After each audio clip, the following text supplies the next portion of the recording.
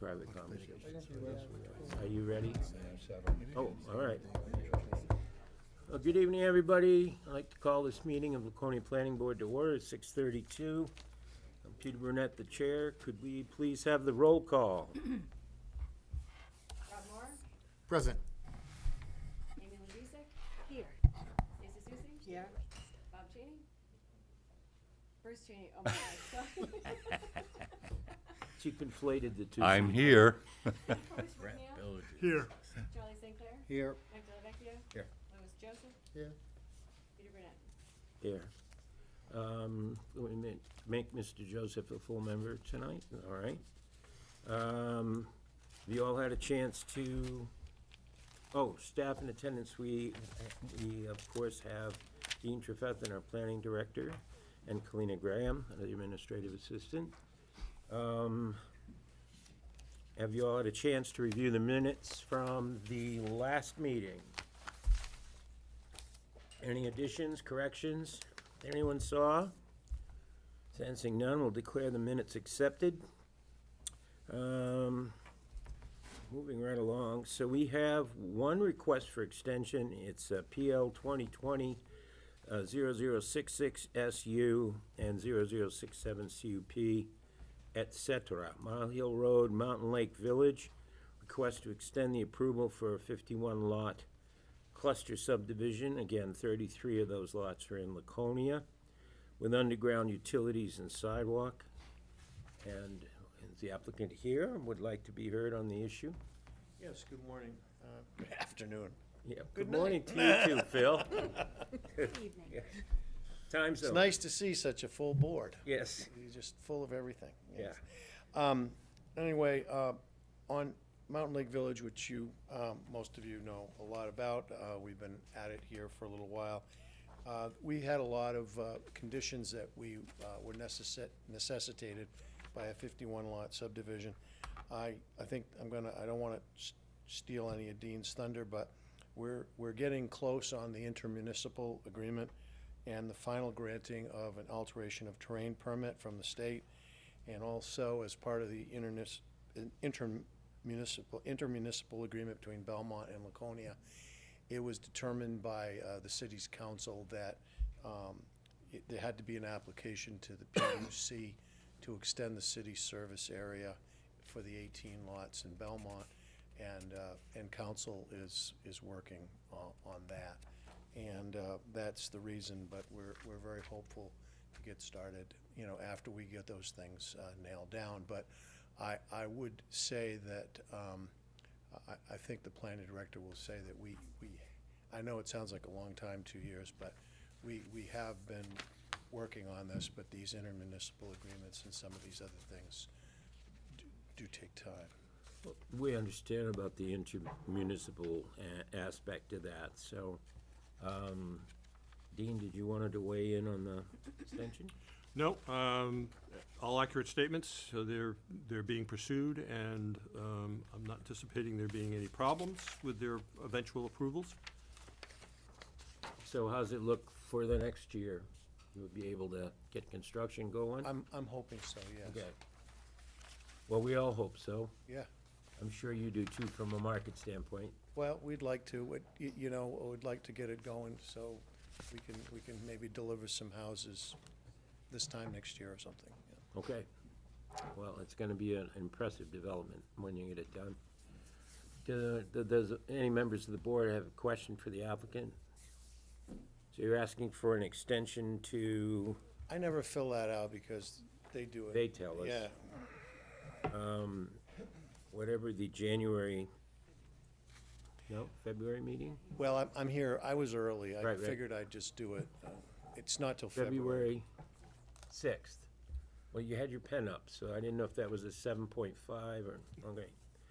So, to February 6th, 2024. Can I ask a question? Sure. We're just extending the completion of the final plans. Is that where all we're? Well, it's a conditional approval and it's The for whole- 2 years, and so we're extending the whole thing Okay, another, yeah, okay. yeah. They received full approval 2 years ago, Rob, so, It's a CUP and a subdivision. okay. All right, what is the pleasure of the board? I'll move that we give them the extension. There's a motion to grant the extension. Do I have a second? Second from Counselor Cheney. We all know what we're talking about. We don't have to read everything off again, right? Everybody's clear? Okay. You're not gonna be grumpy tonight, are you? Smiling, oh, he's back to, What's tonight got to do with it? he's a new guy in town. Tonight got to He's do been with it. gone. He missed us home. Question has been presented and seconded. All those in favor signify by raising their hands. Opposed? It was unanimous. Thank you. Good luck. All right. We have a couple of public hearings, notice for this evening. The first is PL 2022-0113 SP. It's 23 Messer Street. It's proposal to change the use of a building to assisted living. Is the applicant here? Could you come on up to the podium and state your name and address for the record? Oh, you have a whole crew. Yes, we do. Hi, I'm Amelia Brock from Simon Delia Architects, working with my client, Lakes Region Mental Health, and who is leasing from Matt Wood, owner of the property. Okay, Hi, my name is Celine Godbout. I'm the Director of Residential Services at Lakes Region Mental Health. hi, Hi. welcome. And Matt Wood is the owner of 23 Messer Street. When we submitted our planning board application in late November, early December, we had a meeting where you pre-board meeting where you requested more information, so I do have fresh site plans. You have a lot more people than the last time I was here, Right, so I have 7. all right. share. Pass them around. This was accepted at a prior meeting, right? It has not, so we need,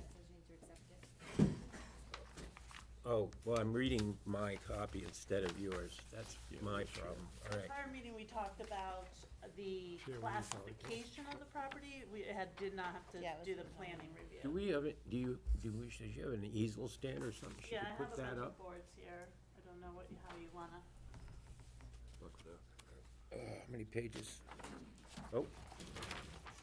Take it back. Is it better to face them? This is better for my aging eyes. 4 units. We have one of While those. they're setting up, is Ready the to application vote to, yeah, it's ready to accept, yes. in order? Yes. Make a motion to accept. Motion to accept the application, seconded by Mr. McNeil. Are there any discussion? Sensing none, all those in favor? You guys up? All right, unanimous. It has been accepted.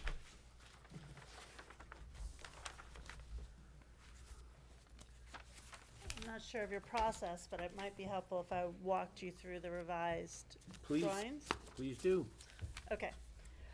So 23 Messer Street is an existing developed property. It is in the UC zone. And the very little we are proposing to change about this property. Its existing structure, the way the property is currently designed suits well for our client. It previously was designated a sober living house with 2 apartments that were separate from the sober living house. So it was listed as 14 occupants. And the current conditions, as shown on the first page, existing site plan. The gray is all the existing building. And you'll see the property line. I should take a step back and take a note. I'm an architect, not a surveyor. We do not have a survey, given that how old this property is and the way that it is currently already paved right to the butters. We're assuming that the building is the property line to the south, and there is a stone retaining wall here, as well as asphalt. That is the drive for the abutter to the north. We're assuming those are essentially the property lines. All right. So our intent is to remove the small spiral stair to the north side of the property, which is this one up here, which currently serves as egress from the kind of bedroom wing of the building. And it's, frankly, it doesn't meet code and it's uncomfortable to use. It does not feel like a safe exit. So our proposal is to add a very small addition on the north side here. Create an enclosed, code-compliant egress stair from this end of the building. The setback for, our side setbacks for our property are 5 feet. The proposed addition is within, or not within, it complies with the 5-foot setback. And the existing property is, according to your tax maps, is listed for 14 occupants. We are actually probably going to be going down to, is it, you think 12? 12 occupants. So the supported housing component, the people, the residents who live there have primarily their own bedrooms. There will be 2 shared bedrooms. And then the 2 apartments remain separate entities, you know, that's people's, and everyone here is a full-time resident. There's nothing, Transitional. nothing transitional or, you know, like they're only there during the day or only there during the night. This is where people live. So we had a good meeting with the town, where we did get some questions about the following items, and I'll just list them real quick and then I'll go back to them. The first was water usage. The second was where would trash be stored and how would it be collected. The third was lighting. The fourth was snow storage. And the fifth was green space. So as far as water goes, it's city, town, city water. And it's been functioning properly. There have not been any problems. And as we said, we're going down from 14 occupants to 12. So we anticipate a reduction in use on the water. As far as trash goes, currently, there's a grouping of trash cans. In this, all the residents take care of their own trash and they take it out to the trash cans. And then I'm not sure right now if it's a mixture of private and public or it's all public pickup right now.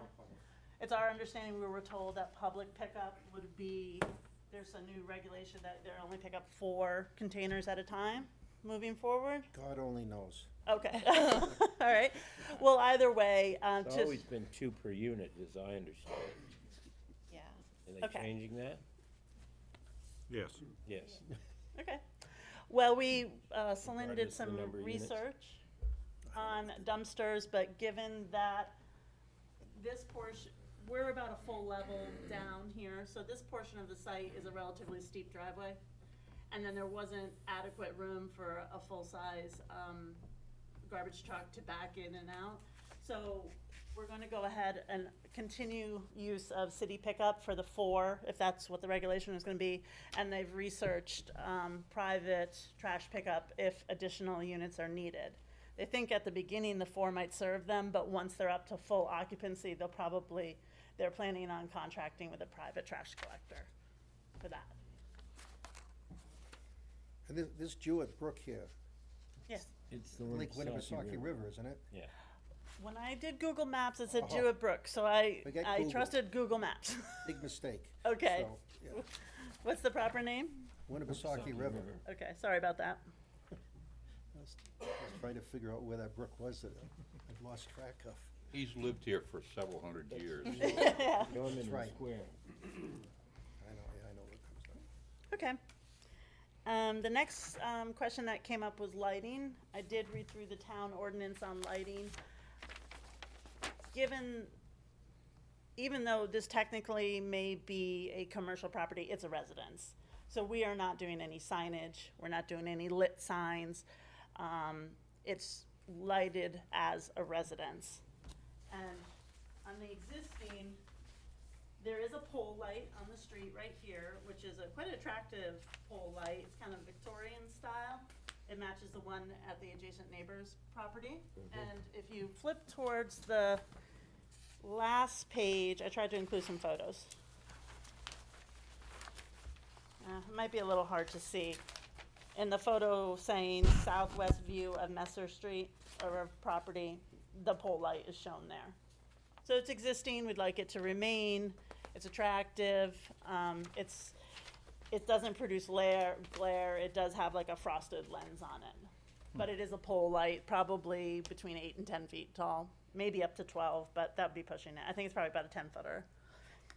The rest of the lighting currently are small residential type fixtures around the entries and exits. So small sconces. There is a floodlight that's on a timer at the back of the building to help with highlight the parking area for safety.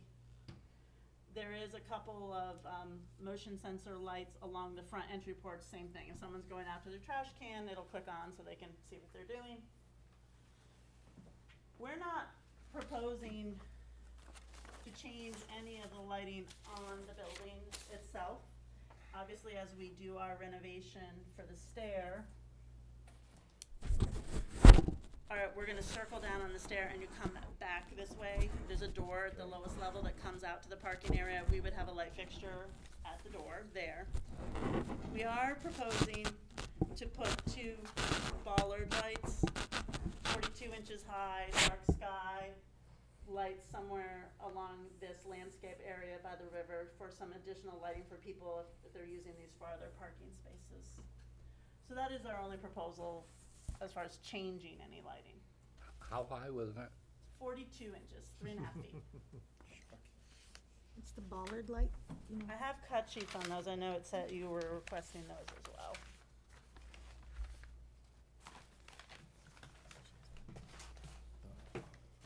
A drawing sheet, yep.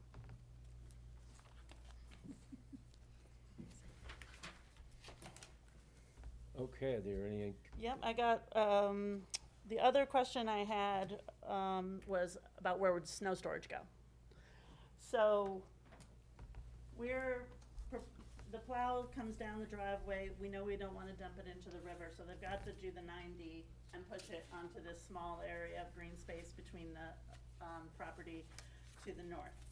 As part of our proposal, we've got about 6.5 feet in width of, grassy mulch area between the 2 properties. As part of our proposal, we're saying to widen that slightly, add 2 feet to it, so we have a little more space for snow storage and to improve the green space there. And then the last item that we had feedback on from the town was green space. So you can see from the drawings and the photographs that there is a lot of existing asphalt on this site, as it's adjacent to a commercial building and given the number of occupants on the building. There's currently 14 parking spaces. We're not proposing to remove any of them, but we're not proposing to add any either. Everything you see highlighted in green is my calculation of a green space. I went out there with my tape measure and my laser measurements, did the best I could to calculate it. So for the existing green space, I came up with 2,567 square feet, accounting for small planting areas around the entries, which are currently there, and this nice strip of land next to the river that has grass and shrubs there, so it's nothing, the asphalt doesn't go right up to the river. In our proposal, we are looking at 2,662 square feet, so we're adding over 100 square feet of green space. And that is from this strip back here that I talked about where we would widen this green space between the abutters property. And when using the tax map of 0.28 acres for the property and looking at the square footage of the green space, that comes out to about 21 square feet, 21% on the green space for existing and like 21.8 on the proposed. And given that we're in UC, which I believe said 10% or existing condition, we are in compliance with that.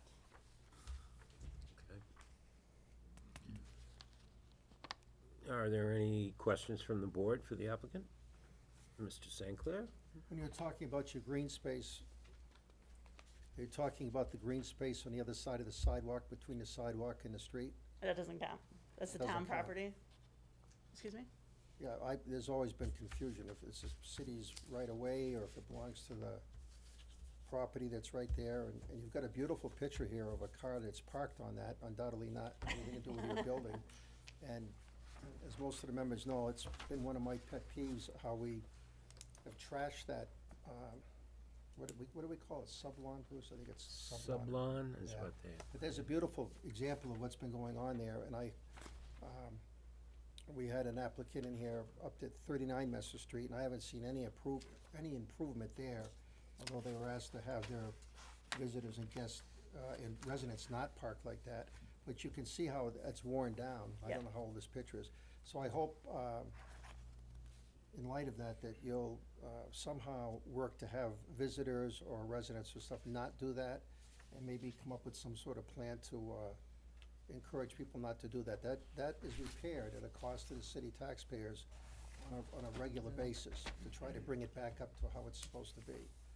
Well, So I'm just pointing it out. I'm not, you know. yep, I'm understood. just- And I will let you know that the existing 2 apartments that are there, the residents have been there for some time already. And they have 14 spaces to choose from. So I don't think there'll be, So it could be guessed. it could be guessed. And Yes, sure, go ahead, Matt. it could be neighbors. And the irony here is if you look and, if it kind of looks hard to see in this, there's actually a parking space designated on the pavement there. But they don't have to park on the grass, Yeah, but they ignore that anyway. Yeah. you know. So if I can speak as the owner of the building, what happened was about 2 or 3 months ago, someone got the bright idea that they could park there legally, and unfortunately they could until the parking ban went into effect in, I think, in November. So they got away with it. I wasn't sure which neighbor it was. I wasn't happy about it either, Yeah. for a bunch of reasons.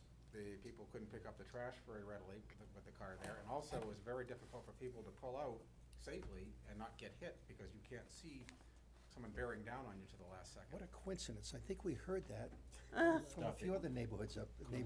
So thank you. Somebody figured it out and they were doing that, and I wasn't happy about it. The parking ban came along, I don't think they're doing it anymore, so I wasn't pleased with it either. Could I ask, could we request a curb be added to this project? I believe there is a curb There is a- there, but there's a I think curb. it's been kind of pressed down into the ground. There is a crib that we raised. I can ask, Public Works to perhaps restore its height, but that and 1,000 other curbs in the city have the same issue. But there may be other methods to combat that, perhaps installation of maybe some stakes with reflectors on them that are right along the curb or near the curb that would discourage people from driving up onto the sublon and staying into the paved area would be a better solution. But could the applicant be required to replace the curb at a height as part of our approval? yes. You know, I don't think that's fair. That's a, Well, the question was, do we have the authority to do it? And if we have the authority to require people to build sidewalks, well, I think we're. that's true, but that curb is put there by the city. They normally, when they do an actual repaving job, they normally raise the curbs with the new pavement. Yes. So I think it's just a matter of enforcement, and, which we've all discussed before, including at the city council level. And I don't think that it would be right to put that on the property owner because if I was the property owner and they said, okay, you gotta raise the curb up, I would be looking for some other things to come along with that ownership of that curb, which the city probably would not approve. But nonetheless, that's my opinion on it, Counselor. I wasn't saying that it was advisable, I was just replying to Bruce's Thank you. question. Yes, we could, but, would it be equitable to do so? Hell, I've seen people drive over curbs, as I we know. all have, that tall, they just forced it. And I've seen them park on that street during a snow ban, and their idea is, well, hell, if I get up into the snow, I'm not on the street, therefore, I'm not doing street parking. You've seen that as the owner down there in the wintertime. And of course, a lot of Well, times they maybe, get stuck there. maybe if the city is disinclined to do the curb, they could put some signage or some bollards out there. I mean, a couple of I don't know. steel pipes filled with concrete might discourage the parking.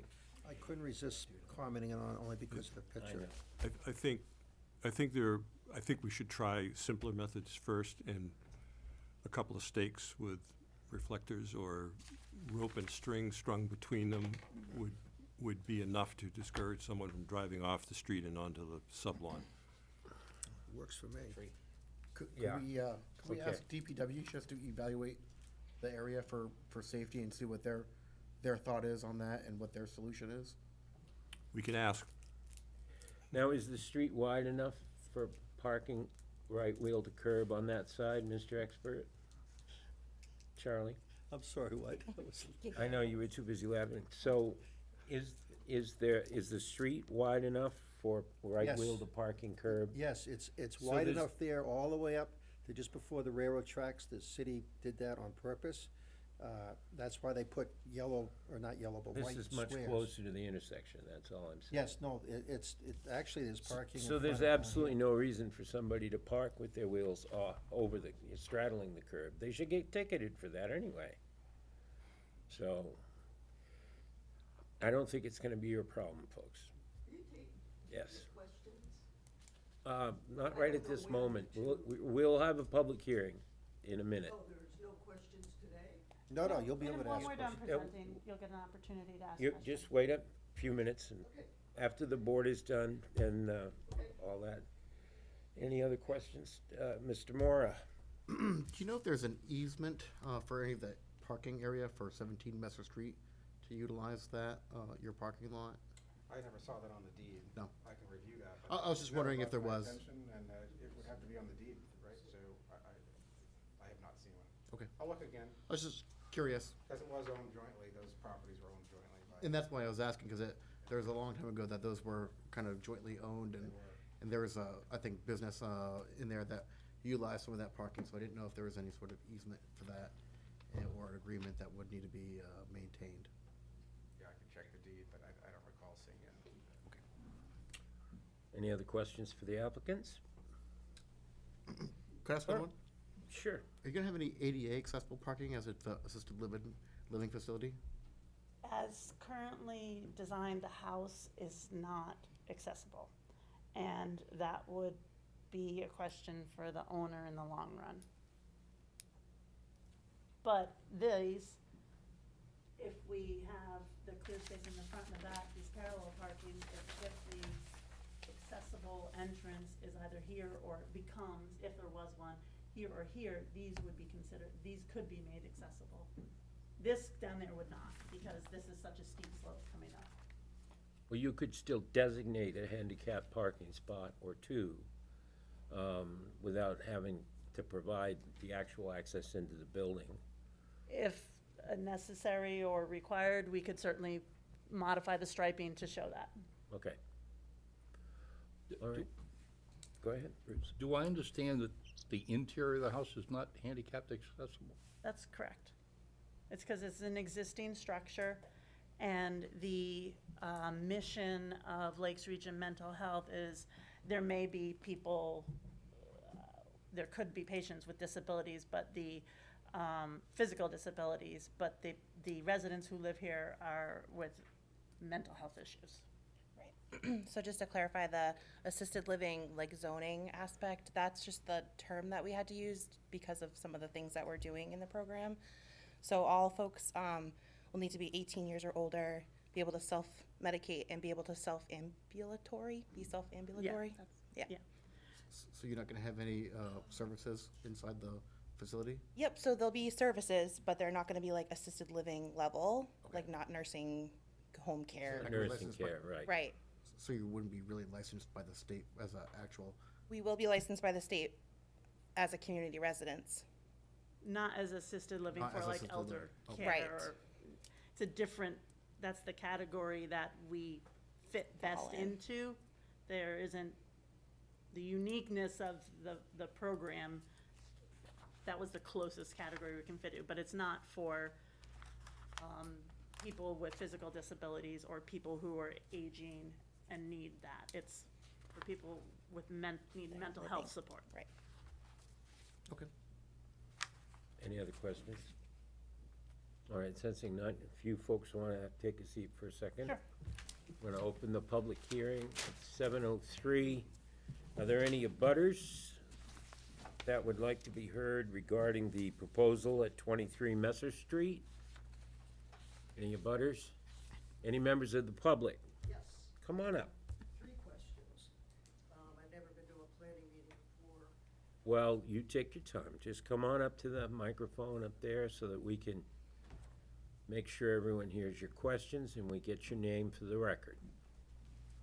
My name is Susan Cohn, C-O-N-E. Hi. I first had a question about the survey, and I think one of the ladies mentioned that it was assumed that the, I have problems with words sometimes. It was That's okay. assumed the acreage was accurate. And you can never assume that in land use projects in New Hampshire, because it's a meets and bounds deal. Okay, so I wanted to know about that. The other thing was the parking. I was unclear, because we don't get to see everything.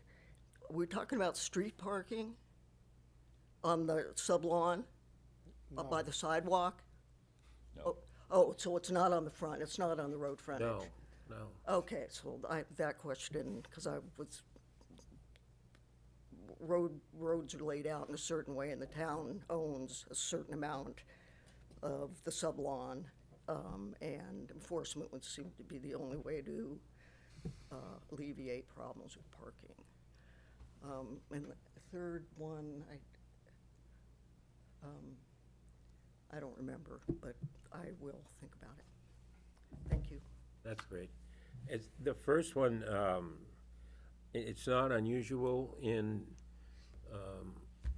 the downtown area within the urban compact for properties to have been laid out 100 years ago and essentially not modified the boundaries. So I think what the applicant was saying is that they designed or redesigned an existing structure and made certain assumptions, including that the property lines, there was no dispute as to where the property line was, because there was a structure right up to it, which was a retaining wall. So, and it wouldn't affect appreciably the calculation of square footage on the lot either, so. The board wouldn't- Tax-wise, it would. Pardon me? Tax-wise, it does be. Maybe not in this instance, but it can because. I think the lot size has been stabilized now for probably a half a century. Okay. That particular lot. I'm guessing, but a long time. I don't think there'd be any dispute about that. And the second issue that you raised, the board had already, Representative St. Clair had already questioned about the applicant about not allowing people to park on the sub-lawn, straddle the curb, that sort of thing. We're with you on that. I agree, man, it's an enforcement issue. Yep. Okay, Thank you very much. you're welcome. Your very first planning board meeting. I hope you'll come back and join us again. Yes, it is, and I worked with land use before retiring, so I'm kind of interested in it. Do we have any openings now? Yes. Here's your chance, kid. You know, she said she's retired, Charlie. That means you stopped working. Thank you, ma'am. Yeah, you're welcome. Thank you very much. Are there any other members of the public that would like to be heard regarding the Messer Street project? If you want me to. I have a question for the applicant again, if I can do it now, or want me to wait? It can wait. Okay. Okay. I'm gonna close the public hearing at 7:07, and Charlie, you said you had another applicant I question? may have missed this in your presentation. Is the home occupied now by tenants? Yes. Okay, I may have missed that. And so, when this project goes through, will they be moving out? maybe replaced by people that need assisted living? Some of them have already gone in anticipation of this turning into, what Lake Region Mental Health taking over. Some of the people are still there in the apartments downstairs, but the upstairs, which has been the sober living house, people have left.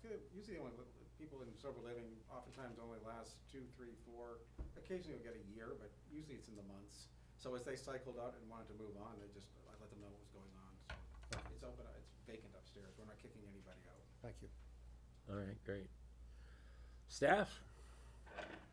Just a quick follow-up on Rob's questions about, so because they are state licensed and they are offering services within the building under our definition of assisted living, that's what they are. I agree with the applicant in that, you know, we struggle with definitions from time to time, and we try to fit applications into what we feel is the most, The closest to. No, I the got it. closest to, yeah, Yeah, but I got it. the fact that it's going from no state licenses, no services, it's just a group of people that live there, to a state licensed and services offered, that was the trigger point to get to where we are today. So they did receive a special exception from the ZBA for the assisted living, which is required in the zone. They have met all the requirements for the site plan. They are not really adding any additional square footage. They are adding an entryway and stairs, so therefore there is no impact fee. And other than that, they will of course need building permits and plumbing permits for any renovations that they do. Other than that, we have our standard conditions of approval, and the staff recommends approval of the application. All right, thank you. If I may, I would like to suggest to whoever the maker of the motion is that we take into consideration as a factual finding that there is a need in Laconia, and in fact in the whole state, for precisely this kind of assisted living for the mental health population. Those that have intellectual and mental health problems many times require some level of supervision in order to live independently in the community.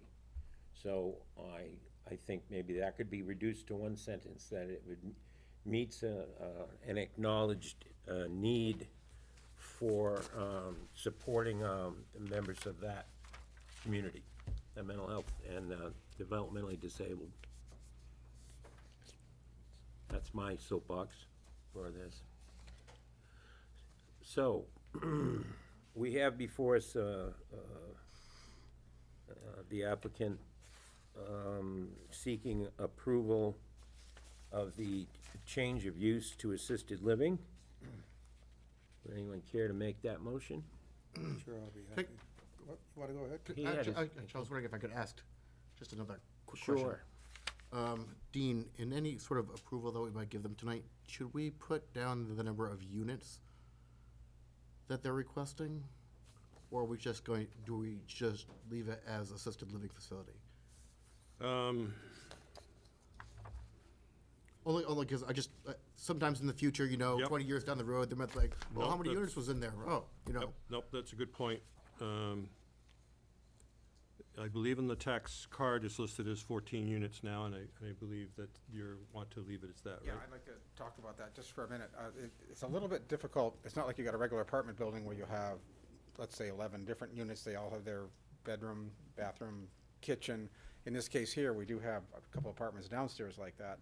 But the upstairs is what they call congregate living, where people share a common area, share a large kitchen, share a dining area, share living rooms, but then they go back to their own bedroom. So how do we call that units? I guess that you would have to let you folks decide that, but it just doesn't fit the normal mold of a, standard apartment building. That's all I would tell you. Technically a boarding house up until now. Well, we could I don't call it think it's unreasonable. mixed use with a cap on the number of units. How's that? well, I just, I figured, it'd be good information to have on the. I think we leave it at, but I think it's important to note it. I think we leave it at the 14 occupancy. That Just has leave it at a been- 14 occupancy. Yep. Another, just, Isn't that the fire code? just a couple housekeeping things I thought. Could we add in a condition perhaps under the staff review, that should they decide that they want a dumpster, that the dumpster would have to be screened in the future, in case, they decide trash services? Yep. And then I also was thinking, as they were talking about lighting, I realized that most of it's security lighting, and they're just adding the bollards for security, that we might add another little condition in there. Should they decide to change lighting, any other changes would require review and approval from the planning department. But they're usually great.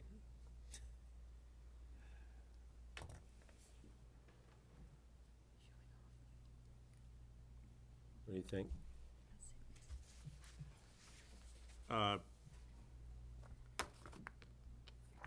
Yeah, so under planning conditions, add a B capped at 14 occupancy. C would be any possible future dumpster will need to be screened. And D, any future lighting changes need to be approved by planning staff. Yep. Well, Rob, it sounds like I'll make a motion to approve, it's, to approve with those conditions for 23 Besser Street for application PL 2022-0113 SP. I'll second it. would you include the suggested finding language that the chair mentioned? Can you also please include in my motion the findings from the chair? Well, I'll still it second it. addresses a need for this type of assisted living in a city. Leave it at that. I'll still second it, You're gonna still second it? Okay, even with those things. Easy, easy. I'm sorry.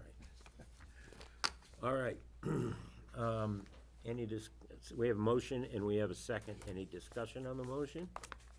I have a comment. I just want to thank you for doing this, to this building, because as Peter and I think a few other people alluded to, this is good for the city, versus what some other people have been doing with their property.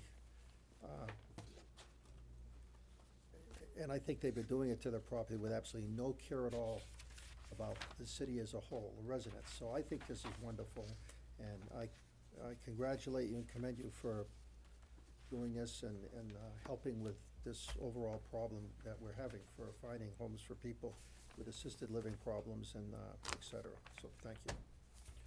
Thank you, Charlie. All right. All those in favor? Opposed?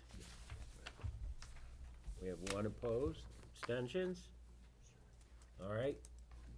The motion carries. The approval has been approved, so thank you and good luck.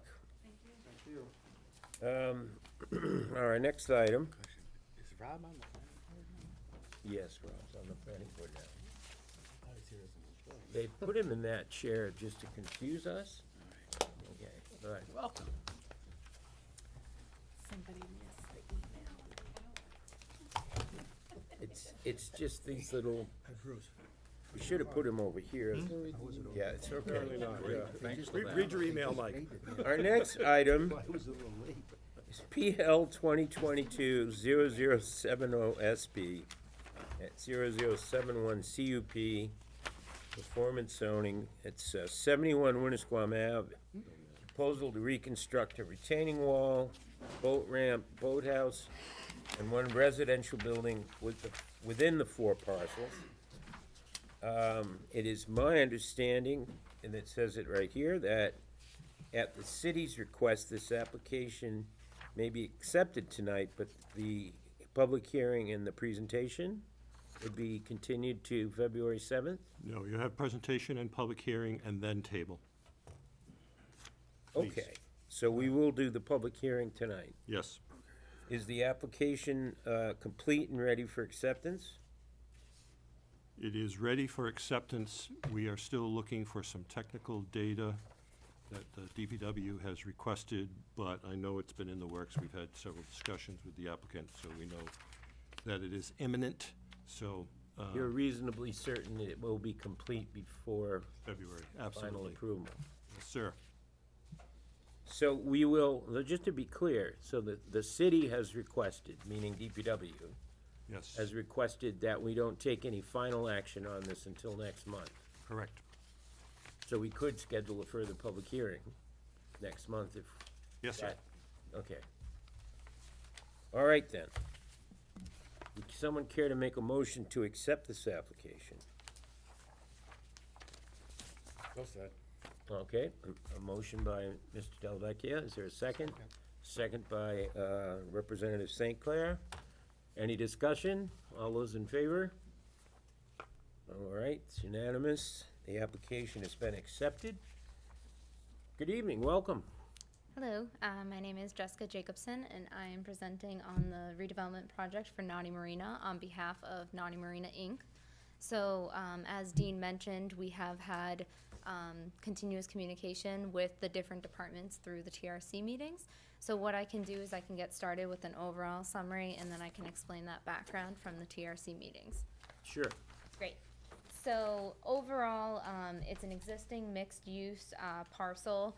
There is an existing commercial, formerly known as the bait shop, existing commercial building over the water, and multiple disjointed boathouses are existing over the water today. One of the 4 parcels has 2 residential buildings and also has an accessory structure as well, so there are 3 residential-based buildings there. Those are the existing uses. There is a retaining wall along the entire frontage. The shoreland frontage is over 700 linear feet. There is an existing retaining wall. There is also an existing boat ramp.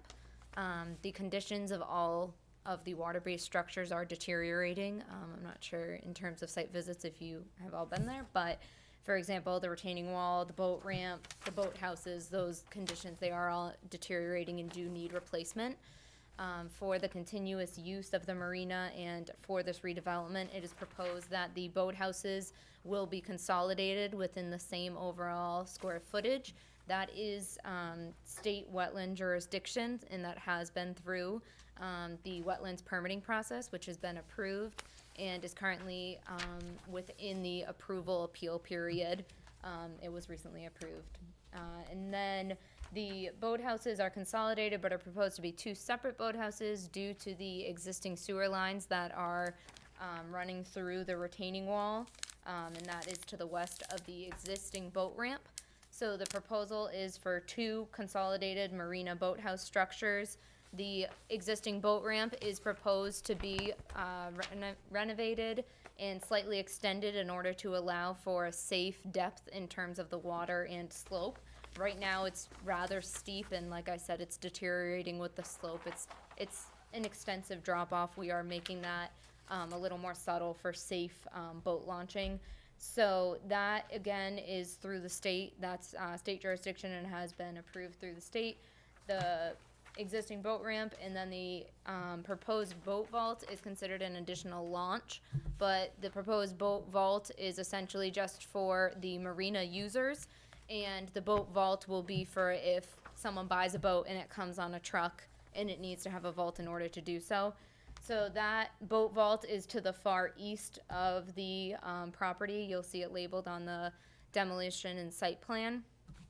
And overall, the amount of boat slips are not increased. There is a mix of open air and boathouse boat slips today. We are matching the number of boat slips in the proposal. There's give or take by 1. There's 1 more interior versus open air docking slips for this proposed redevelopment.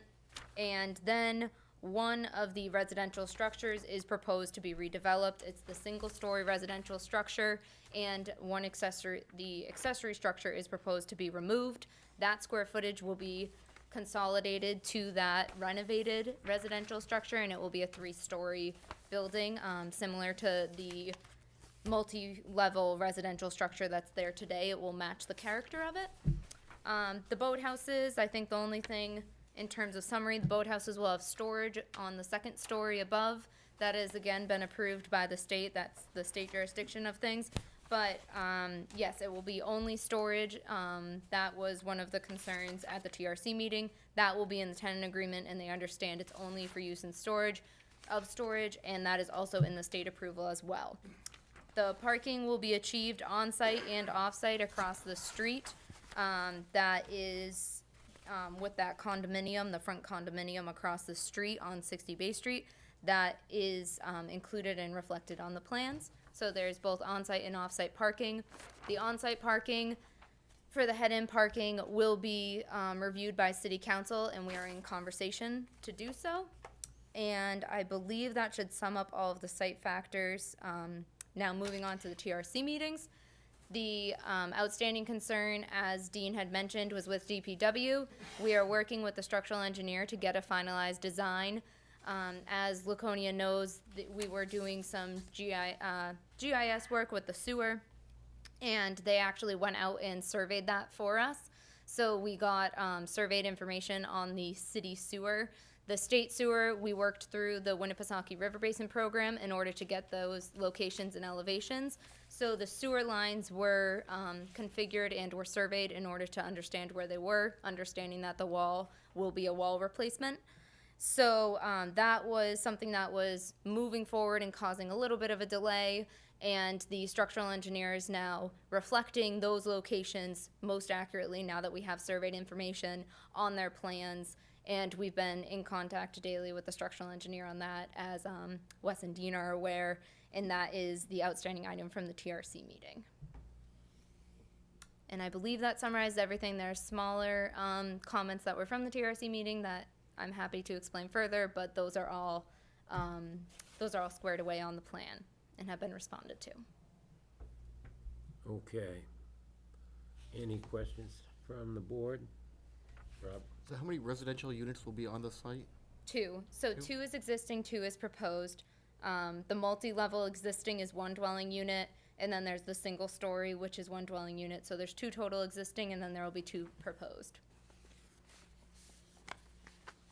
Everything is on the lake side of Winnisquam Avenue, we're correct? 35 and 71? So yes, the 4 parcels, and it's a little bit misleading because one of the parcels is really just where the sewer siphon is. You can see it on the plan. This is one of the parcels. It's like 0.1 acres. So when I say 4, it's a little bit misleading, but it's this parcel to the east of it. Essentially the boat ramp parcel is what they're calling it, but it's right there. And then there's 2 more with the residential parcels. I recognize all you folks can see that pretty well, but us folks can't see anything. Could you turn that chart? Yeah. Thank you. on one of these. Thank you. Is that better? Much better. I had the wrong Oh, there's paper. Yeah, so this doesn't have an address, so you'll see that the application reflects 3 addresses. Yes. That's for the other 3 parcels, and then this doesn't have an address, it just reflects Winnisquam Ave. As part of this application and with the assessing department, the request was to merge it, and that also abides by the performance overlay zone, which is the CUP that is in place for the performance zoning overlay. So it will be a merged lot, and we will be working with the assessing department for the address. I suspect it will be 35 Winnisquam, which is one of the 3 addresses, but that will be worked through with the assessing department. Okay. And you have off-site parking as well? Yes, so with the discussions and the ongoing permitting, which has now been complete with the state, it was discussed about the boat launch being the boat ramp. This one, like I said, is only for the marina users, so it will not change the amount of parking, the amount of users at all. It is only for the marina tenants, we should call them. But the boat ramp is open to the public, which will be limited by parking. And basically there's parking on site and then there's parking off site, which is across the way, which will be designated, which was one of the outstanding TRC discussions. That will be designated for the marina use. So essentially what it will be is that there is 19 spaces that are overflow spaces, for lack of a better term, which are not used based on the requirements for this marina. So the marina has 51 boat slips right now, and then these dwelling units have garages underneath and in terms of their parking. But with the open air and the boathouse boat slips, there's 51 slips total, but then there's also, it remains 19 common space areas that are overflow, and those will be what limit the day use for the boat ramp. So that is essentially a maximum in terms of the users right there, based on parking. Will they be large enough for the truck and trailer? Good question. So if they were coming and if they were leaving their trailer, they would likely need to separate the trailer from the car and use 2 spaces. So like I said, 19 being the maximum. If they do that, then it would essentially be cut in half, it might be 8 or 9, but 19 would be the total, is say they have other means of that trailer. But that would be the maximum for the 19 spaces. Any other questions for the applicant? I do, please. Yes, Amy?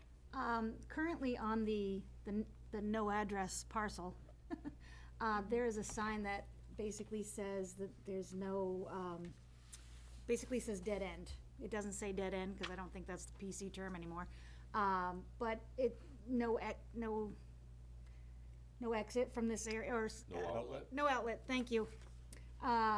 It's on that piece right now, yes. Because we were getting a lot of people trying to come into the beach at the end of the road, finding out that they couldn't park and didn't know it was a dead end and having to come back out. And so the city put that sign on there. Could Okay. we ask that that remain Okay. as a sign Yeah, that? that has not come up yet. I can certainly note it. I don't believe they will have any issues with that, just because that is, that this entire parcel is bound by an easement for the sewer anyway. So what I'm assuming that happened in the past is because it was a city easement, they put the sign there. I can certainly confirm it. Like I said, the paving definitely does need repaving, so they'll repave the area, but I don't see that they would be against that, so I can note that. Thank you. Yep. Any other questions? I have a question Yes, for Rich. you, Dean. I see they're gonna use helical piles. Yes. Is there a need for a third-party supervision to When they're witness installed? torque decks, torque data when they install those?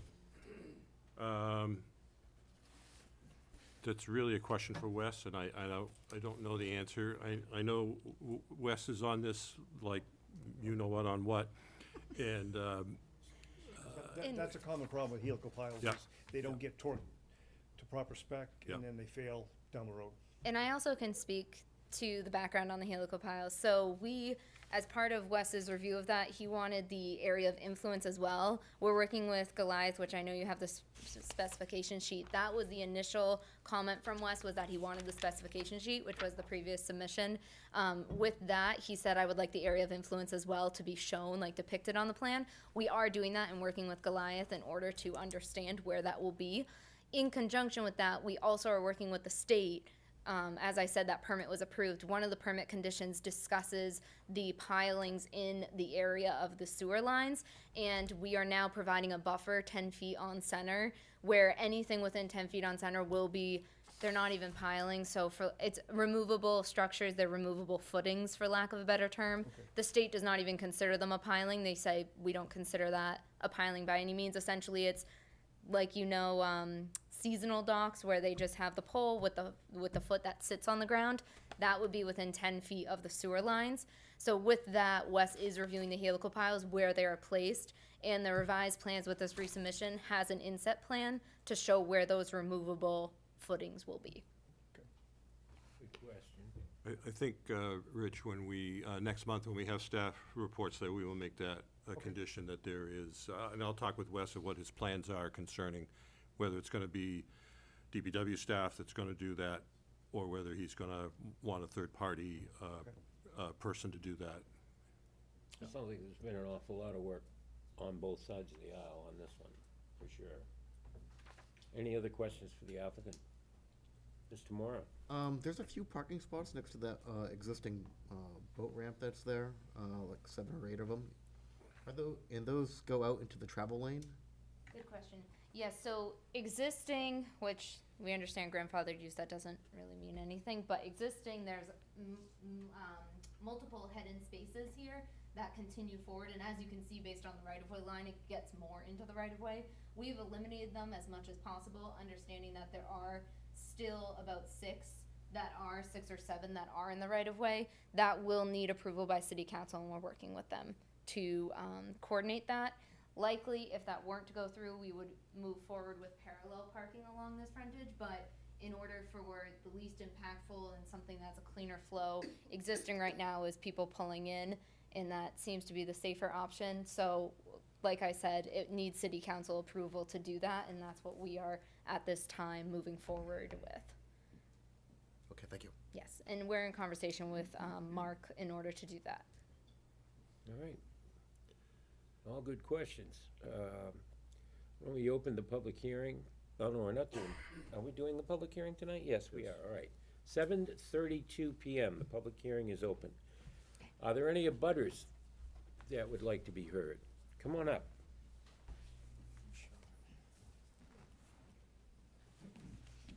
I'm Tammy Griffin. I live on Bay Street. Hi. And I have, Stafford just did an expansion. Good for the city, good for the economy, whatever. This sounds like a good idea too, but what about all the traffic, okay? We have more traffic down our road, even without all this. How much more traffic is that gonna bring? As it stands now, when they pull the boat out of the ramp, they park right in the way just to let it all flow out and whatever onto Bay Street from that marina. I mean, we have to consider all that. And our road has gas lines that have been replaced in different homes and hasn't been fixed by the city. So with the traffic that we have had lately and all summer, it's like dun, dun, dun, dun, dun, dun, down the road. And now we got big potholes waking us up and everything else. I mean, this is a little neighborhood. And you're gonna propose all these boats down there? That's why we put the other dock on, right? On the other side. Kind of keeps the traffic off us and the boats and pulling out of there. And now you're gonna bring it back. And between that and Stafford, we got enough traffic. And it's like, plus we have another proposal tonight. So when you're considering all this, you have to consider, we gotta get off and on this road. And and even without this, now that they've moved it, we still have boats coming, pulling out, dumping their water, fixing their floaties, whatever, and they block the road. And there ain't enough room there for them to pull over and do all that unless they do get on the road. So I propose that you check out the traffic and and what you're doing to our neighborhood. That's a Thank you. Good suggestion, yeah. Do you think you get a lot of through traffic there? People will take that road to maybe To bypass? get to Water Street. Well, since the big fire, we just got spectators that come down just to look at the fire. That hasn't been cleaned up in over a year. Okay, but besides that, do you think that aside, do you think you get much through traffic that use that road as a shortcut? They do. It's because it's easier to get out on our street than it is to get out on Water Street to get up onto Court. So quite possibly, I'm not saying this would happen, but maybe you guys could get something together and make a suggestion to the city to put up signs like they've done on parts of Providence Street that say no through traffic, just saying. And the other question I have is, is there room down there to widen the road at all? To make it easier to get around these? Well, I don't know if that big building that is there now that somebody put up 3 years ago that's empty, is that part of this? Okay. We got a great big 50-story building at the end of the road that's empty, and we've been looking at that. And, it's like, I get the development for the good of the city. I get that, but you gotta consider too, we pay our taxes. I've been here 26 years. I haven't missed a payment. I haven't called on city services other than to help me with the neighbors, the burn house. And we never get result from that. And thank God it burnt, because we wouldn't have got rid of the chaos and the nonsense. And to put more traffic on us, that can be one issue, and we can deal with that as we do Stafford. But we got another proposal that, Sure. that's all I want to say. Thank you, ma'am. Well, we can address the traffic question with staff after the public hearing. Any other abutters? Members of the public? Butter. A butter. Garrett Graskamp, Boat Access Coordinator for Fish and Game. Hi. Hi. Just some questions, technical questions perhaps. I have to say that I have not seen the permit that's been approved. So I'll preface my comments with that, but I'd like to get a better explanation, and perhaps it's in the permit, of how you have a seasonal pile. And how that would work, whether it requires a crane that would be perhaps in the right-of-way, or where that would be stationed to pull those piles. I don't understand what a seasonal pile is myself. We actually have one. Requires a crane to put it in the spring and take it out in the winter or in the fall. Takes about a morning to do it, but there's 3 of them. And it requires a permanent sleeve in the ground that we've put there, and then we put a pole inside that. So that's how our seasonal works. I don't know what they've proposed to, I haven't seen it. I'd like to know, and if it's in the permit, what navigational controls they're gonna have or have been approved by Marine Patrol. Because our ramp, we have a double ramp across the way, excuse me, that gets filled up, on the weekends and Fridays, and it's only gonna get more and more use. Well, we'd love to have another one if we could find some land. But that has about 25 to 30 spaces. Sorry, I don't have that number, but if you want it, I can get it for you. But that's totally full on the weekends. And if the piles that they're talking about are somehow permanent, again, I'm gonna understand that. That's gonna be a navigational issue.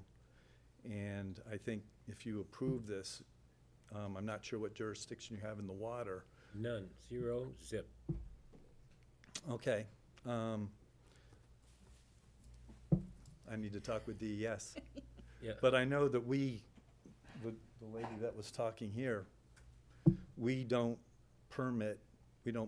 put in ramps that cross roads anymore because of the safety issues with Yep. people pulling their trailers in and being there for, if they're quick, 10 minutes, if they're sort of good, 15, and if they don't know what they're doing, they'll be there a while. DES is primary, their jurisdiction would be any structures that are In the water. in the water or adjacent to the water. I think Department of Safety, Marine Patrol is in charge of navigation. Navigation, yep. And those questions would be properly addressed to them. And we will get some clarification about the helical piles that we've already talked about. My understanding is that these are screw-in and they have to be torqued to a certain degree. And the intention would be that they would be removed? No, that once they're in, they're in. Helical piles are proposed to be permanent.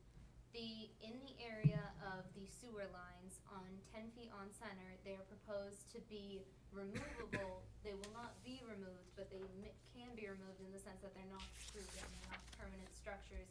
I apologize for the confusion when I said it was like a seasonal dock. It's not seasonal, but it's similar to when you see those types of seasonal docks where it just has a flat footing that just rests on the surface. So nothing is dug into the surface. So when speaking to the state, they don't consider that to be a piling of any form. It is going to be sitting on the surface within 10 feet of all of the sewer lines. Other than that, all of the pilings will be proposed to be helical pilings. Okay. Yes. So the clarification there is that in case they need to do any work whatsoever on the sewer line in there, they want to be able to get immediate access and not have to bring the crane in and pop the pilings out. I'm curious, why do you have one piling? 3. You have 3. So up on Newfound Lake, and we pull the piles because of the ice flows. We don't want the piles being knocked over by the ice that's there. But not at the ramp, the launching facility at the end of Water Street. No, that's Winnisquam. I'm talking, we have, our facility that I'm talking about is on Newfound Lake. Okay. Right. Okay, I would recommend that you understand how that pile's gonna be removable with regard to the sewer lines and get some clarification on that. Well, you do understand that this is Lake Winnisquam that we're talking about? I do, Okay. I do. And I'm just curious as to how you have a removable helical pile. To clarify, that's not the helical pile. All permanent structures are helical pilings. The other ones are simply just a structure with a footing. It's just a pole with a footing in the And you'll area. bolt down on top of that to have a pile Anchor it out of the down. water? So, yes, so that will be not dug in by any means. There will be no helical piles within 10 feet on center of the sewer line. So if they need to come in and do any work, they could easily remove those sections, because it is not dug into the ground. How's it secured?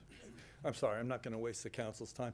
That's a question for No, DES. and these are good technical No, questions for them. It certainly is good questions, and we've gone back and forth with the state on this, and especially with the inset plan on where the actual removable ones are considered.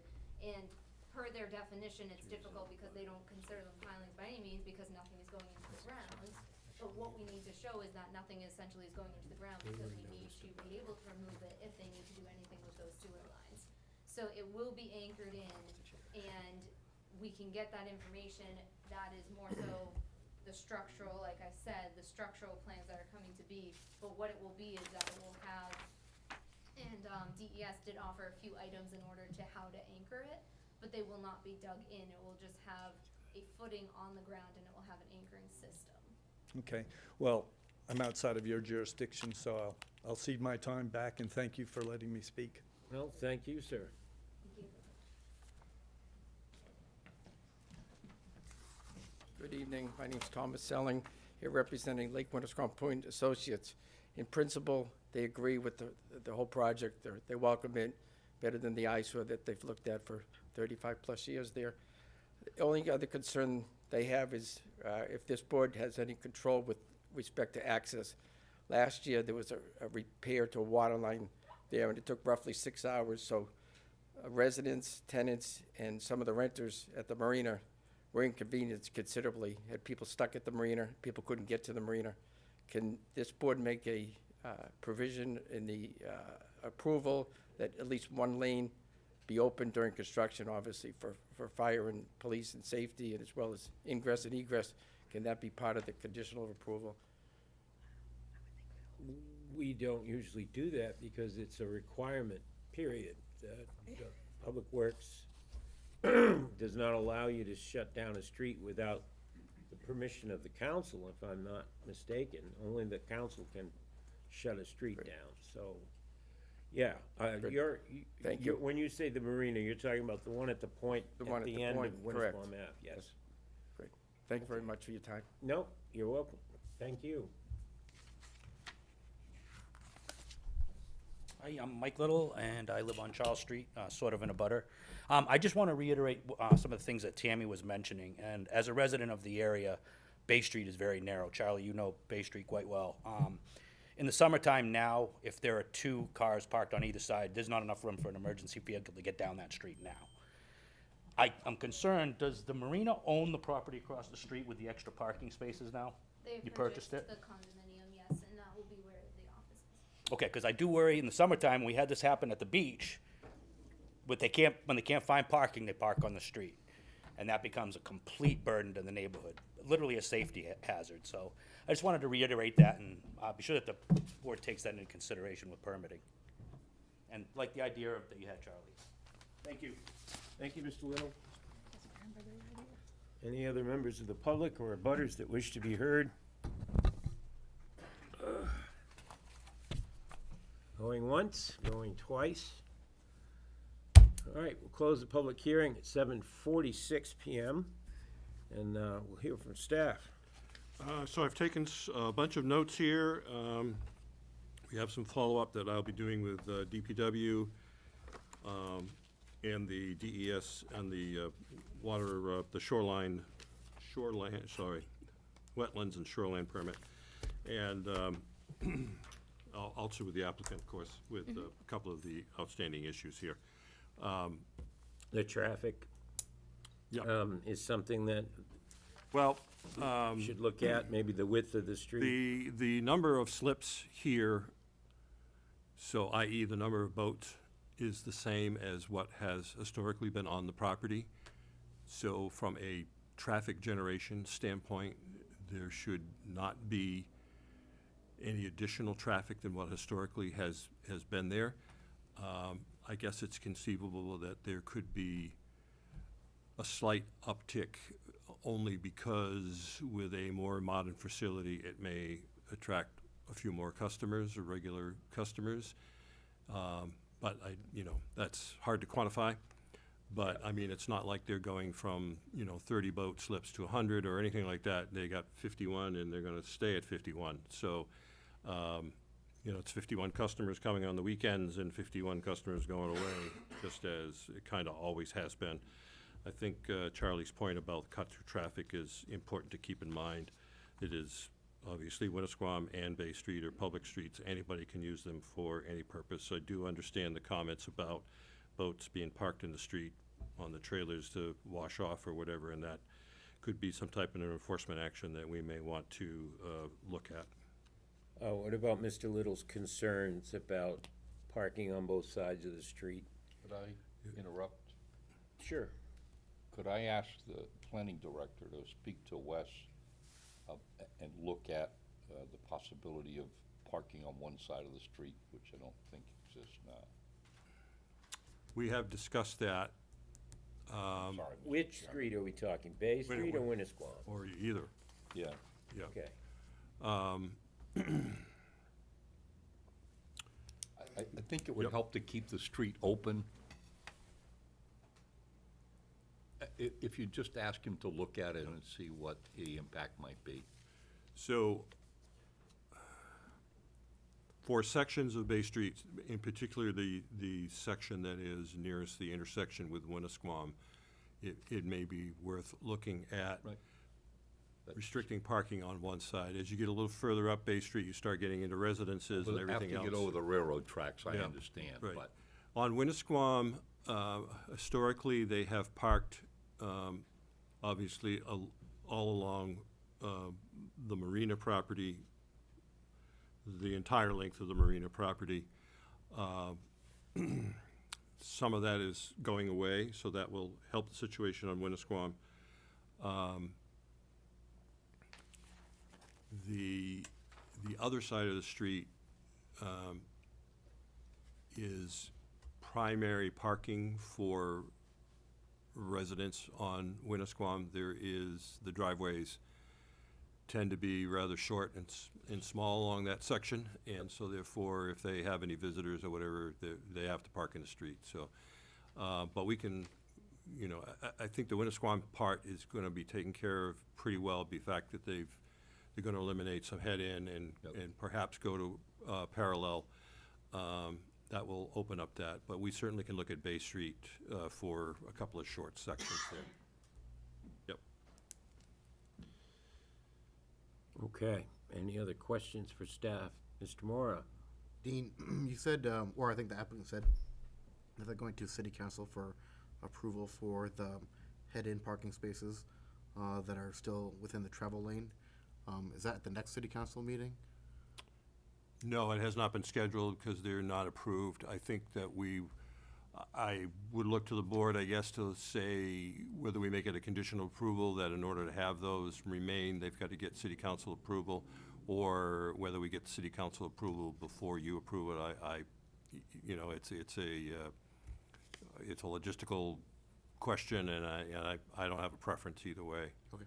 But it is not on the January 23rd agenda that I know of. It could potentially be on the agenda in February. I'm not sure if that requires a public hearing, so it could be a two-meeting situation, but it may not require public hearing, sir. I don't know.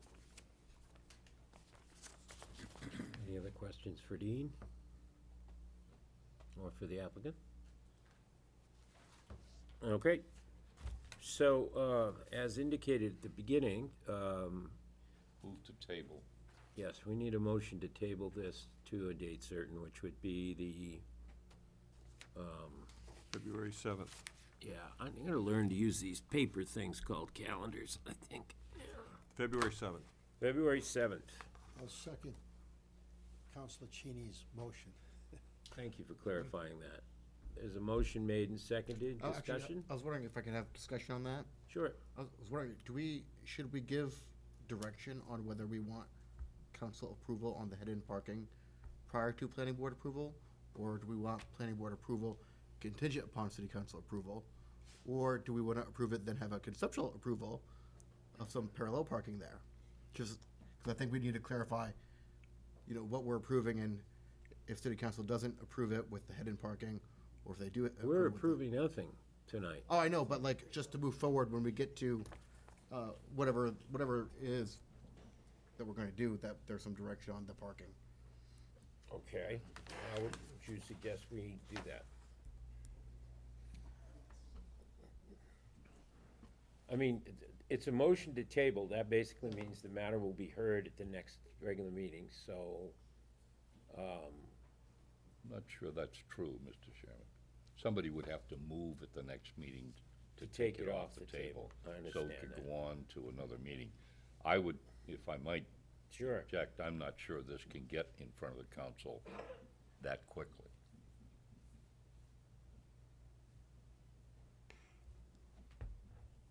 If the board's guidance and/or decision was, we would prefer to have the city council weigh on this,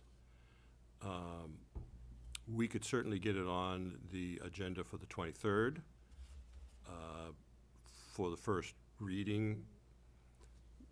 A final decision, probably not, but at least we would have some type of an indication from the council what the issues may be.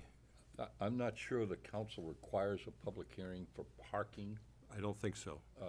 You could potentially make that decision that night. Right. But my position would be, you can go ahead on the 7th with or without the council's approval. We're only talking about a few parking spaces, which may or may not get approved in their present configuration. Yep. But everything else here, I think, on the 7th, you could go ahead with.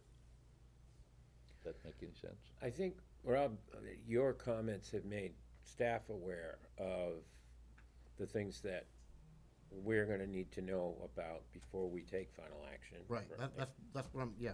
Right, I think the record will show that. You understand where he was going with all that, so I think these are good points. But I don't think we need to go into it any further Okay. tonight. No, that was my only question. I didn't know. This might be the point at which we pick up Okay. at the next meeting. All right, so we have a motion to table and a second. Any further discussion? Sensing none, all those in favor? Opposed? Abstain? One abstention. All right, we will see you again. Thank you. You did an excellent job, thank you. Thank you. And Dean, I do have the resubmission material. Do you want me to put it on the side table? For, oh, you.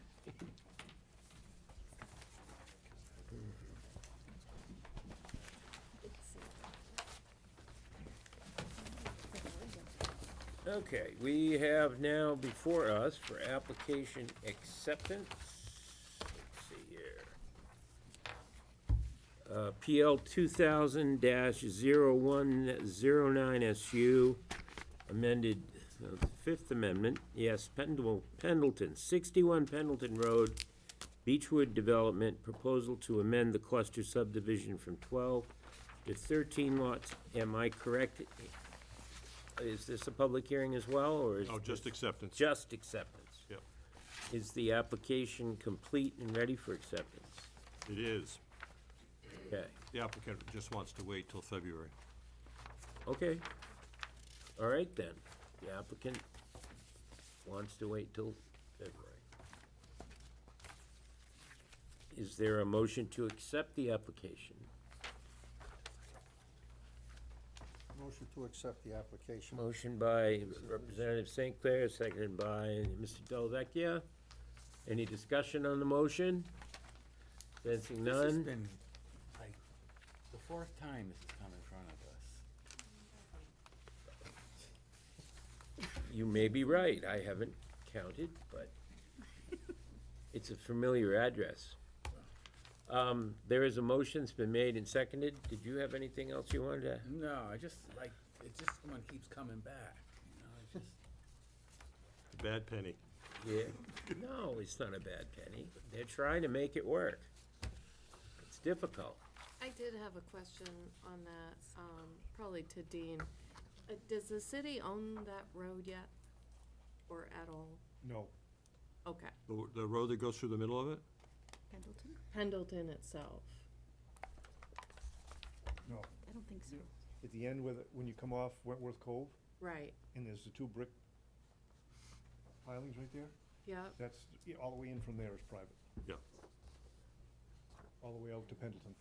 Pendleton Road itself is the main road that goes from 11B. 11B right, down in. okay. So that is a city street.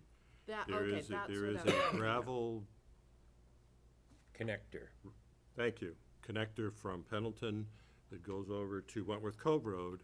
All of that is private. It will remain private. But this proposal is It's kind of off like the end of the Chapin Terrace. city maintained part, right? City maintains Wentworth Cove Road to the point that Rich mentioned, and then they also maintain Pendleton Road. The connector is not maintained by the city and will not be maintained by the city. It's owned by the homeowners association and will remain that way. Gotcha, okay. All right, the motion is to accept the application. No further discussion? All those in favor? Opposed? Unanimous, okay. One, pass it on, please. See it next month. Okay, under new business, 244 Province Street. It's an agreement regarding an easement modification. Yep. Additional, We have sheets. we have sheets, we have sheets. One, pass it along. Holy. So while that's occurring, I'll give you the background. As you know, the proposed 90-unit apartment complex on Province Street requires an easement across city land Yep. to get to Growth Road. Handed out. The proposal was presented to the city council. City council does not object to granting the easement and gave indication that they were okay granting the easement, but they did have some concerns about some of the conditions under which they would grant it. And so that's what's before you tonight. So there are 5 provisions. These would be, if you vote to approve, these 5 conditions would be additional conditions placed onto the approval of the project. All prior approvals, conditions of approvals will remain, nothing changes. It just is adding these 5 conditions to the approval. Should we be doing that without a public hearing? It's a substantive change to a prior approval, it's not just a, there are butters involved.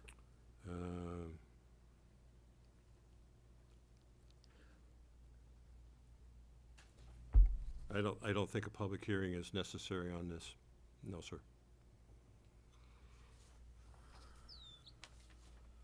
I don't think the changes are the sort of things that would, they are things like lighting, Right. width of the road. They're asking for additional site security.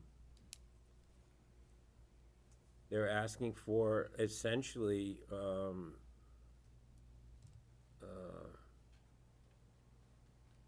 permanent changes, to the, conditions of that driveway and sidewalk. They are asking for these conditions to be put in writing so that it is crystal clear what the conditions are. The proposal that you approved earlier, or last year, the driveway, if you will, that Yep. goes from the apartment complex to Growth Road, was proposed on the plans to be built to city standards. So nothing has changed from that standpoint. The location, the configuration of the road has not changed. This is just feel-good wording to 5 years from now, 10 years from now, when we're all gone, or at least not serving, that And why everyone didn't the understands city come exactly. forward with it at the time that we made the original approval, is what I'm getting at. Now, after the fact, they want the driveway constructed and maintained to city standards. Well, it was. Phil Brouillard for Gilbert Block. Gilbert Block has no issues with any of these. They clarify the simple blanket statement in the prior approval that says, it's a condition of approval that a suitable easement be obtained from the city of Laconia. So it's to clarify a prior approval. It is to clarify a prior Okay. approval, and this is a result of the developer working with the city and the city's council to come up with an adequate easement deed, and then presenting it to the council, and the council having concerns, and they're reasonable concerns. We did build the road to town standards. It's actually to our benefit that it's a private thing, not a public road. The contract that we're gonna have to maintain the parking lot and the project exceeds the city standards. So we have no problem with this at all. This is what the city council wants, to give us an easement, so we can go. Okay.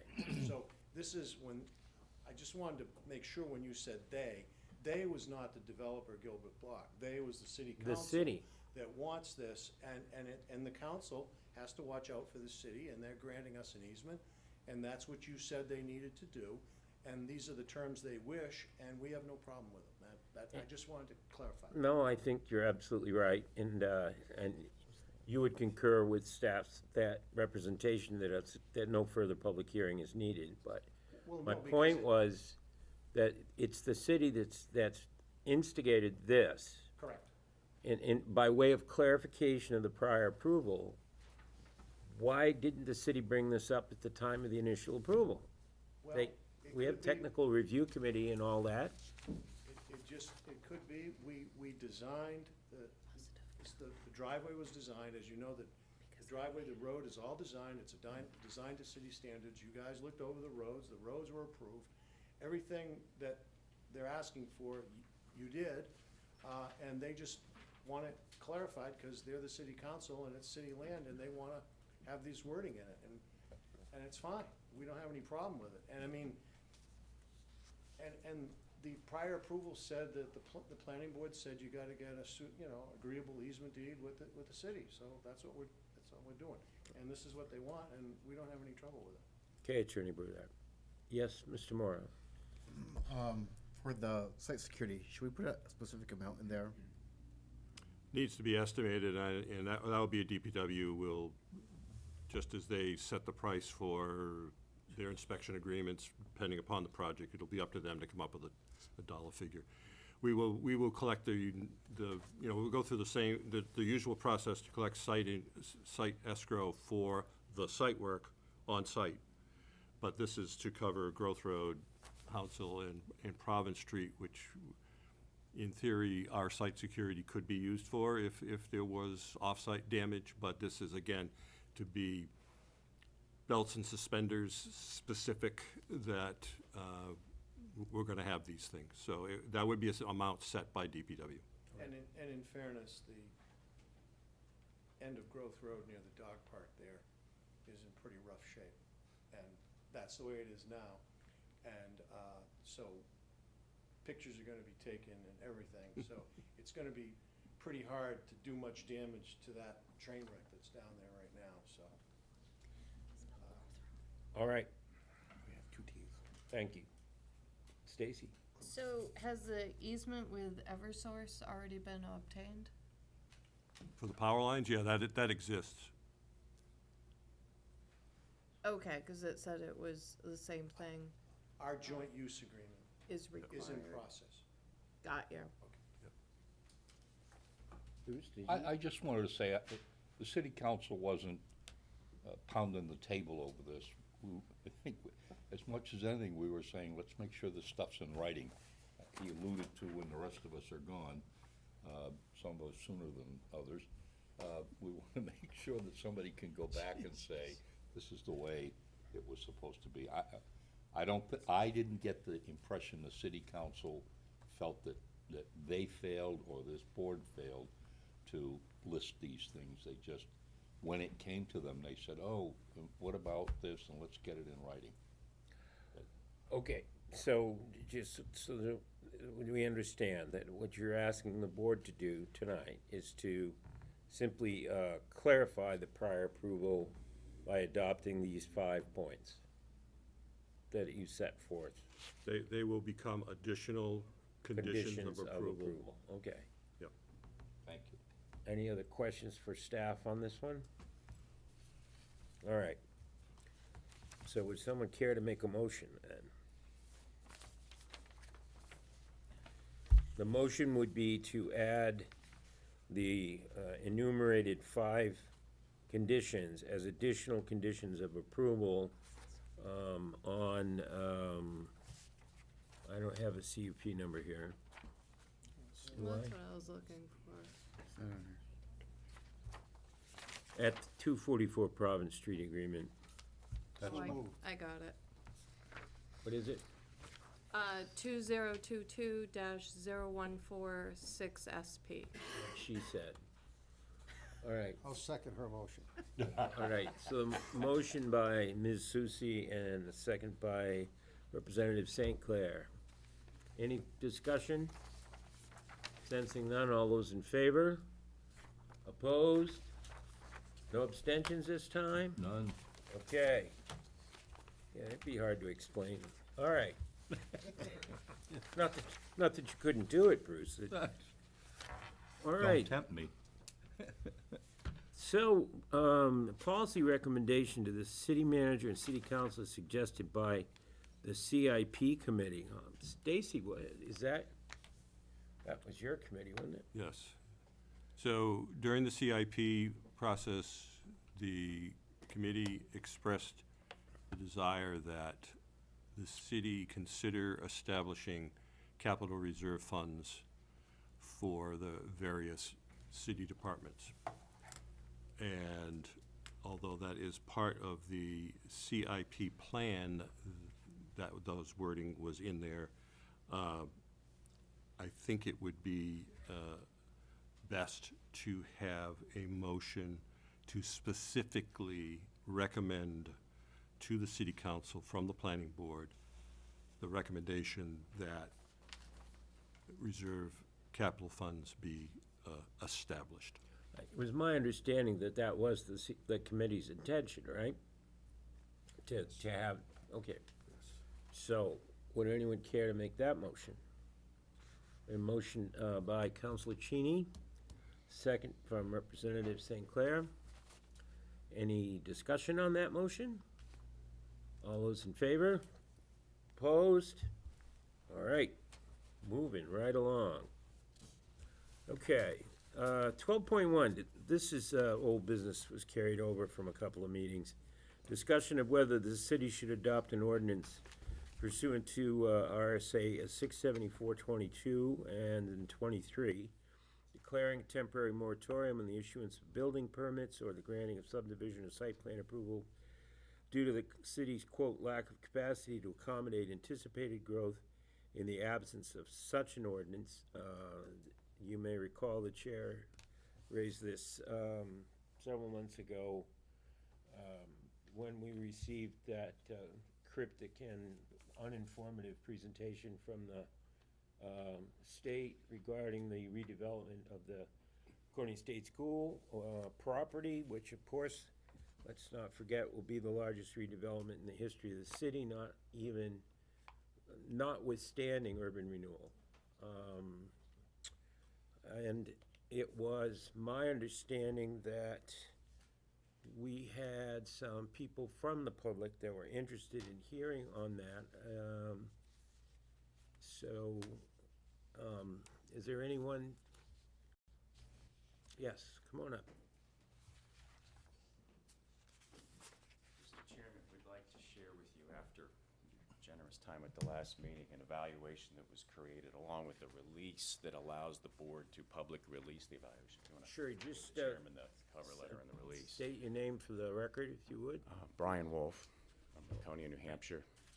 The analysis that the gentleman is handing out that you're welcome to share, we'll share it magnetically or electronically if that's more convenient, was produced in the past month since the last planning board meeting. In summary, it is an evaluation using the case study technique of impact analysis, which requires the evaluation of a proposed development with the department heads who will be most impacted by the development itself.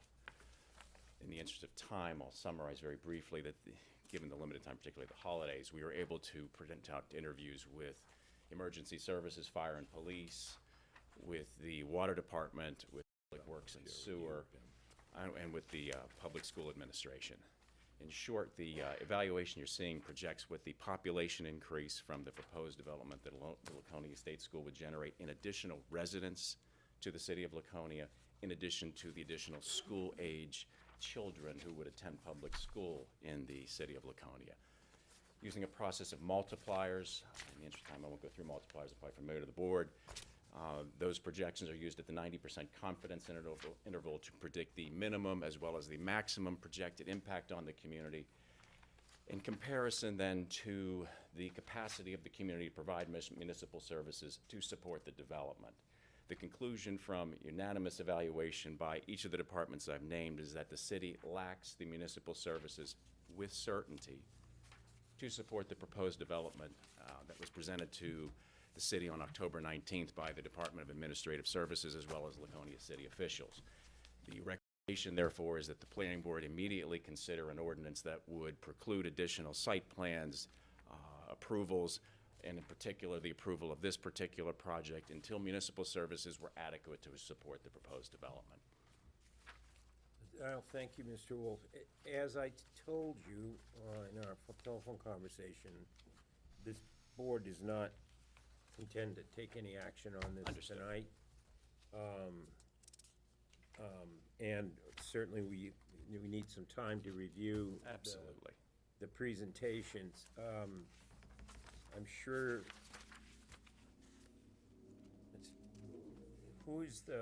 there was a cover letter that I don't think was attached to the other members. Yeah, I think you drafted a letter for the chair that allows the planning board to evaluate, to save, to transmit, to store, or to make public the analysis that we've shared with you. Copyrighted Correct. evaluation team document that you presented tonight. That's Okay. correct. And this is signed by who? Randy Viola from the city of Laconia, Which is who? representing the Lakes Region State School Evaluation Team. Randy Viola? Yes. Oh, Mr. okay. Viola is a resident of the city of Laconia. Okay. I couldn't make out your signature, that's all. They're the only ones that represents this? Pardon me? This is just coming from your group? This is coming from an evaluation team that performed the research and the evaluations along with outside support, sir. Okay. So, is it safe to say that we would take this under consideration, and would we come back to you if we wanted more specific? We would be happy to answer any questions that the board would have, sir. I have a question. All right. I haven't obviously looked before. Understood. But are you proposing this action to just concern the state school property, or is this citywide, what you're saying? The state school property exclusively, sir, not other development within the city. Okay, thank you. All right. Well, we will indeed take this into consideration. Was there anyone else from your group here that wanted to speak Anybody else have any tonight? questions? Sure. We're taking names, you see. How you doing? Good. Sean Slattery, Mayor of Center Road. I'm an abutter to this property. And I just want to say that the information that I've gotten so far has been sparse, and it concerns me that the only thing I'm reading is happy little things that come from somebody who wants this development to go through. Not that I'm against it, but I think it's way too aggressive. And living Right there, I see all the animals that are there. There's a bear, there's an eagle. I see them between 4 and 6 o'clock every day. So I'm concerned about the environmental impact. If there's going to be a study done, and can we do this before we get too far down the road with any developer? Because I'm a contractor and work with some of the big developers, and once it gets too far, you can't turn back, or they turn around, they want to sue you for all your money. So so I'm saying that maybe a third party could be involved so that you get impartial decisions. Also, and then people on the planning board, do we have the knowledge to read these evaluations and make the right determinations? So, I think what you've submitted tonight, we have the ability to process, and we understand where you're going with it. I've got a couple of things. First of all, there is no proposal, there is no conceptual presentation. There's nothing before the planning board now. The only thing that we're certain of is that the scope of this project is going to be very large. We don't know whether it's gonna come at us in pieces, if it's going to come in as a master plan. None of this information has been shared with the city, which is part of the problem, which is why the chair of this board has been trying to get us to start thinking about how can we, needn't we be prepared to deal with an onslaught? Now, staff has assured us that if, as each individual project is presented to us, if additional studies are required, then those studies would be part of the approval process, and the cost would be borne by the proposed developer. So beyond that, we can't really say anything else, because we don't know what we're talking about. All we know for sure is that the state of New Hampshire, in secret negotiations, has entered into, or is about to enter into, a purchase and sales agreement for the entire parcel. That's all we know. Okay. With any certainty. And I think the message is that the city is not without tools to deal with it, should we find that the city's infrastructure, the city's departments are unable to handle it. So we appreciate what I'm gonna call initial data from your study group, and we urge you to keep track of the developments as we become aware. Okay. It may be quite some time before we have anything concrete before us, but before we take any action, there would be public notice and then an opportunity for the public to be heard. Okay. For sure. Fantastic, as long as there's plenty of time, because sometimes these developments get going and it's just impossible to turn them around. Yeah. I just wanted to ask either Dean or Councilor Cheney here, if there's any guesstimate of how soon shovels would hit the ground up there on this project. If Dean knew, he couldn't say. Well, He's been But sworn to Bruce secrecy. can say, But because I'm Bruce not, can say. if I might, it's not just this board that has no idea what's going on. The city council has no idea what's going on, other than the very broad statement that the place is being sold. And as the governor suggested, we're idiots. As one of the idiots, I'd like to say, not letting us know what's going on and forcing that gentleman not to tell us what's going on is enraging for me personally, and I suspect I can speak for a number of other counselors. I guess the only reason I'm talking is I want it understood, it ain't just you, it ain't just Dean or anybody here. Nobody has a concrete idea. Is that an accurate statement, Dean? At this point in time, yes. Yeah. Well, without calling anybody any names, I would think it. Well, it's already been done, I so- would think it idiotic for either the buyer or the seller to proceed knowing that the city could indeed declare a moratorium and scuttle all their plans. If they don't start feeding us the information, we're gonna have more and more reason to worry about how this presentation is going to be made and the nature of the project overall. So my point is that we're looking down the road. It's not gonna be in the Right. next couple of months or anything like that. So, But it could be. so with this, it could be, but with this information here and what we don't know, that should give us some ample time, to prepare for all this stuff, I hope. And I don't want, you're right, but I also think that getting this issue, the moratorium issue, the innovative land use controls under the RSA cited, getting this issue out there early on is good for the city. Because then the developer and the state can't come back at us and say, wait a minute, you reneged on something. We never agreed to anything, you see? And this is precisely the kind of situation where the legislature clearly intended the planning board and the city council to be able to say, oh, wait a minute. Obviously, when this law was passed, there were communities that didn't have any planning and zoning at all. They had no zoning ordinances. And there had to be some way for the legislative body of that community to say, stop, we can't. You know, because somebody could come in and literally buy up the town and turn it into a parking lot. So, or a trailer park or whatever, or a racetrack, as in Tamworth, I think.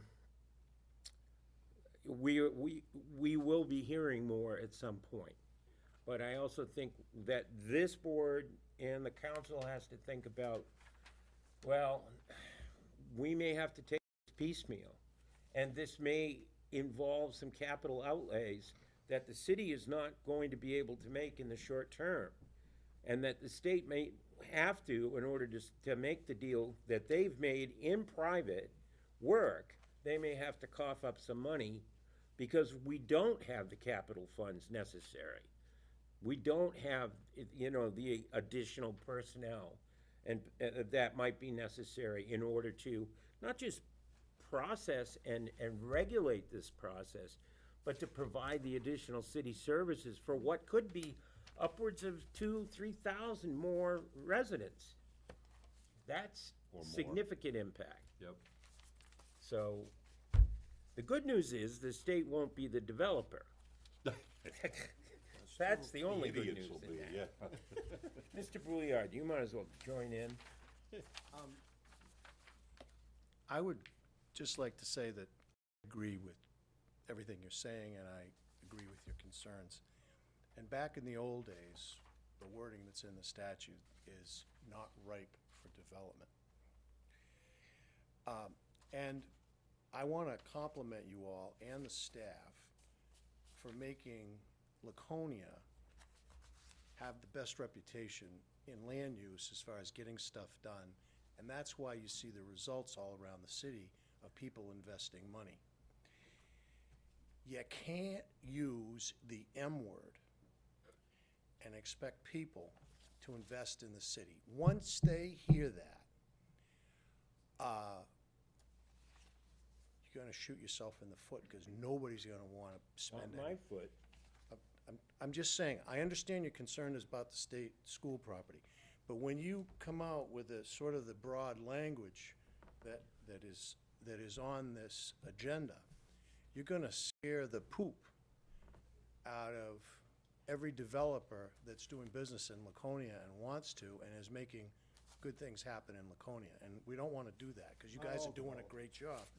So I'm just saying, I share Charlie's concern that, you know, the rest of us that are bringing worthwhile projects to the board and that the board is approving and it's going through TRC and we're doing our thing and getting our building permits, we ought to be able to do what we're doing and function. And I have concerns about the constitutionality of an ordinance that doesn't treat everyone the same, equal protection under the law. So I think that this has to be very carefully considered, because you got a lot of good stuff going on, but you're absolutely right about that situation up there. There's no question about it. But I just think that a lot of thought and study and possibly a consultant is gonna be necessary to figure out how they do things like this, where other situations like this has occurred. Because you can't shut down everything else, all the other good stuff that's going down with the M word. Very bad, very, very bad. The moratorium word, we're gonna use the whole word, and I'll excuse the poop thing. It's very, It's the very, only leverage we have at this point. it's not good. There's no way that this board and this planning department could be accused of being anti-development, considering the development that has taken place in this city since performance zoning was adopted. You would have to agree with me. A careful analysis justifies every single word you said. But what I'm saying is, when you look at it, people coming in, or people investing, or people buying land, or people buying a building to renovate, or this and that, and they see that type of thing, it scares, excuse my French, the poop out of them. And that's really, I'm telling you, you're doing a good job. I think the French And what word I'm is- saying is, there's valid concerns in that location that you're talking about, but I think this is throwing the baby out with the bathwater, and it's gotta be more tailored than a nuclear blast to take out one city. You know, I can't do that. All right. Well, thank you, Attorney Bouillard. Mr. Mora, Can I, Dean, one sec. I've recognized Mr. Mora here, but that's just right. wait one sec. I'm patient, you can go ahead. That's fine. Randy Viola, in fairness to the buyer of the property, wouldn't it be appropriate to let them know of our concerns up front? Because those concerns are their concerns Oh, as they're well. aware. So they're Trust me. buying a property and things are up in the air, and we're talking about a moratorium, and they're okay with that? I'm sure they're not. Well, it may be a good idea to present that stuff in the forefront rather than later after the closing of the purchase of that property. We were not involved in the purchase and sales agreement. We were not involved in that negotiation at all. Our job will be to regulate the result of that deal. Whatever results from that still unknown deal pending between the governor and this developer. So the developer didn't come to the city at all and present anything? They sent, Oh, that's not true. Okay. our city planner was involved, but he wasn't allowed to reveal any of the proceedings that he sat in on. So it was of no use to us. So what if this doesn't work for the city? We just don't have the infrastructure, we don't have the money. Now the buyer, the developer is sitting on a piece of property for $20 million or,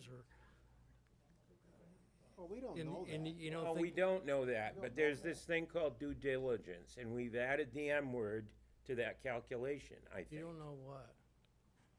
That's all. Well, first of all, we don't know if that there'll be a moratorium placed on this. No, That's. we don't want that to happen. Yeah, We don't want know to make that. sure they know it could. I hear you, but there's a potential there. Shouldn't the buyer know that potential before they enter into the sale? I'm sure they're well aware.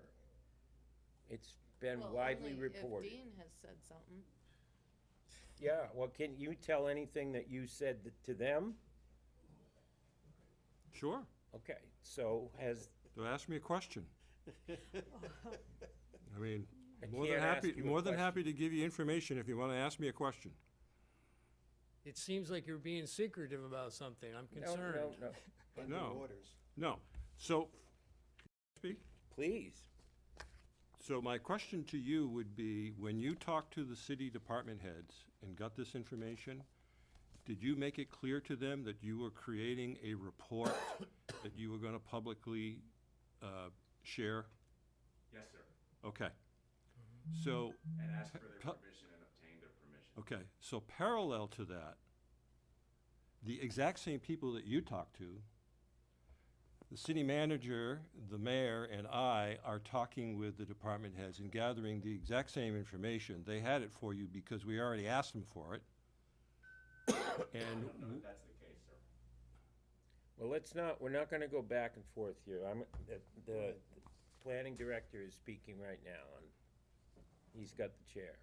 He's got the floor. it is obvious that when you build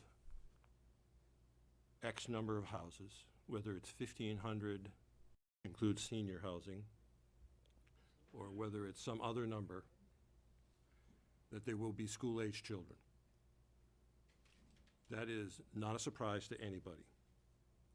What is not known at this time, and no one, not even myself or the school department or anybody, can predict the number of school-aged children from this project until we know what the mix of housing is. And we don't know that. The developer doesn't even know that. So therefore, to project the number of students, this is a useful exercise, do not get me wrong, but it is not accurate. It could be twice that number. It could be half that number. Tuscan Village in Salem, which we have all talked about ad nauseum as a comparison point, the number of school-aged children per unit of housing in that project is 0.1. When you look at the national averages that I use them myself for the number of school-aged children generated by the particular types of housing, it's like 0.75 per single-family house. It's like 0.65 for a duplex. It's like 0.55 for townhouses, et cetera, are all at least 5 times what they're experiencing at Tuscan Village. Now, there are other numbers for other developments, and that's my point. We don't know, and we won't know for a while. However, if you use the number of houses that could potentially generate school-aged children, and I've done the math, when you take out the senior living ones, our impact fees that we require on every single residential unit, new residential unit built in this city, is over $2 million just for the schools. There is also money in there for fire, police, water, parks, library, etc. And we will not generate 400 and some odd students in year 1, or year 2, or year 3, or year 4. It will Say be. that's on the record for a fact, sir, or is that your opinion? This is a meeting of record, and again, I can say as a matter of fact that in year 1, 2, 3, or 4, there will not be 436 school-aged children on that project. So, before this deteriorates any further into a back and forth, this document was just filed with the planning board today. We're gonna take that into consideration. I think it's important that we just keep an open mind here. The most important thing to keep in mind is that we do not know what is going to be presented to the planning department and this board in any particular detail. And until we do, any discussion of a moratorium is premature. I think we've made our point, that we do have a tool that we can use if it's necessary. If we feel that the city's resources, including its ability to adequately regulate the planning process, if we feel that that's being exceeded, then we have this tool to use.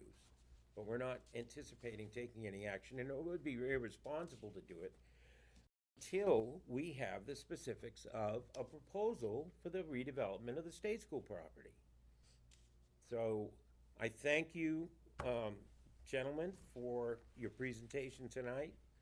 I understand the chair's concerns, the planning director's concerns, and we will have further discussions about this, I assure you.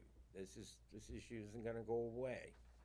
And with all due respect to Attorney Brouillard, the word's been said, and a word to the wise is sufficient, as my mother used to say. Can I ask a Counselor. question, either of Dean or yourself? I haven't reviewed the statutes, but my vague understanding was that the moratorium wouldn't start here, would be a recommendation from City this board. council, it's an From the ordinance. city. Yeah, it would start here, Right, I understand. but it would be that ultimately the buck would stop with the city council. Thank you. So again, it's another layer of process, it's another way to get public input and public hearings in there. And the planning director has made it clear that if any additional staff or technical review needs to be done, that could be covered by consultants. So, Mr. Mora, Oh, before we conclude. I just wanted to ask before we're in conclusion too. Dean, we have a master plan steering committee still, correct? Yes. Could it be possible that that master plan steering committee take up a subject such as the state school development to analyze its impact on the city and speak with department heads in a public forum to some input and give us some guidance on on impacts and how the city can mitigate those impacts? Absolutely. I think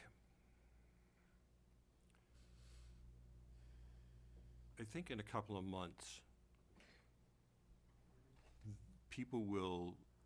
there will be much more information available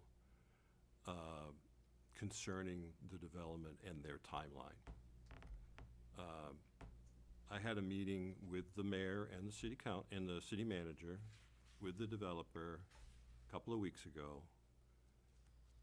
They have a preliminary timeline, but it is subject to change. They are, as the chair mentioned, they are doing their due diligence. They won't even officially own the property until September 2nd.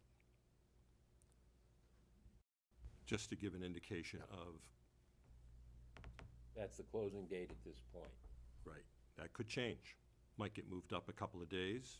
We're dealing with the state. My guess is it goes the other way, but who knows? It is likely that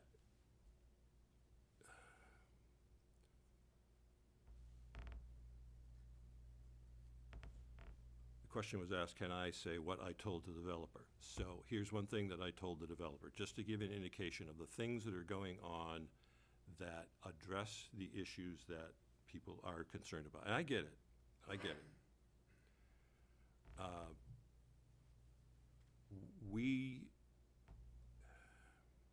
I don't think it should come as a surprise to anyone that there are multiple buildings on that property that are going to be demolished. That should not be a surprise to anyone. There are multiple buildings on that property that will be preserved. That is a commitment from the developer, and that was presented in the public forum.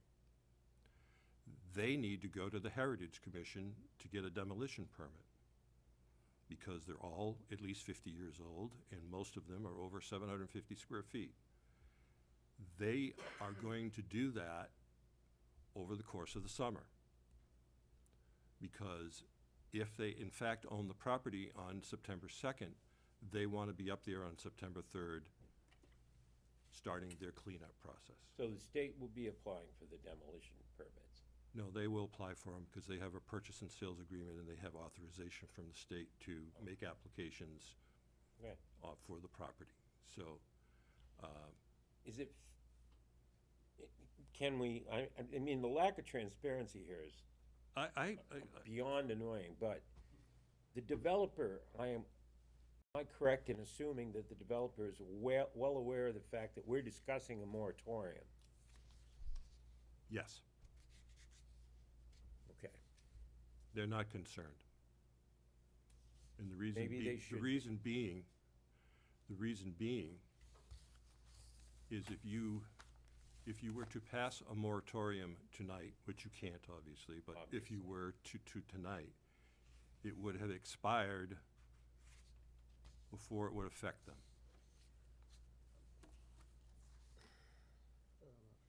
Well, have they been given assurances that? Because that under such a the statute, moratorium- not only do not we to- pass the moratorium, but then we have a set amount of time to fix the problem, whatever the perceived problem is. And if you don't fix the problem, moratorium expires and you can't do another one because you didn't fix the problem, right? Right. Okay. So that's what I'm saying. They're aware. I mean, obviously, if you turn around in June and decide you want to pass a moratorium, that may be a different matter. But at this point in time, it doesn't bother them because the time limits are such that Were assurances given that it would not be, a moratorium would not be a problem? no. Okay. All right then. Anything further from the board on this issue? I think we've moved this issue forward about as much as it can be tonight. And I would ask that it remain, is there any objection that it remain on the agenda and for further consideration? No objection? All right. Do we want to do the department reports, liaison reports, or do we want to save those for the end? Let's just get them out of the way. I see what the vice chair would like, that we just do them and get them out of the way. So,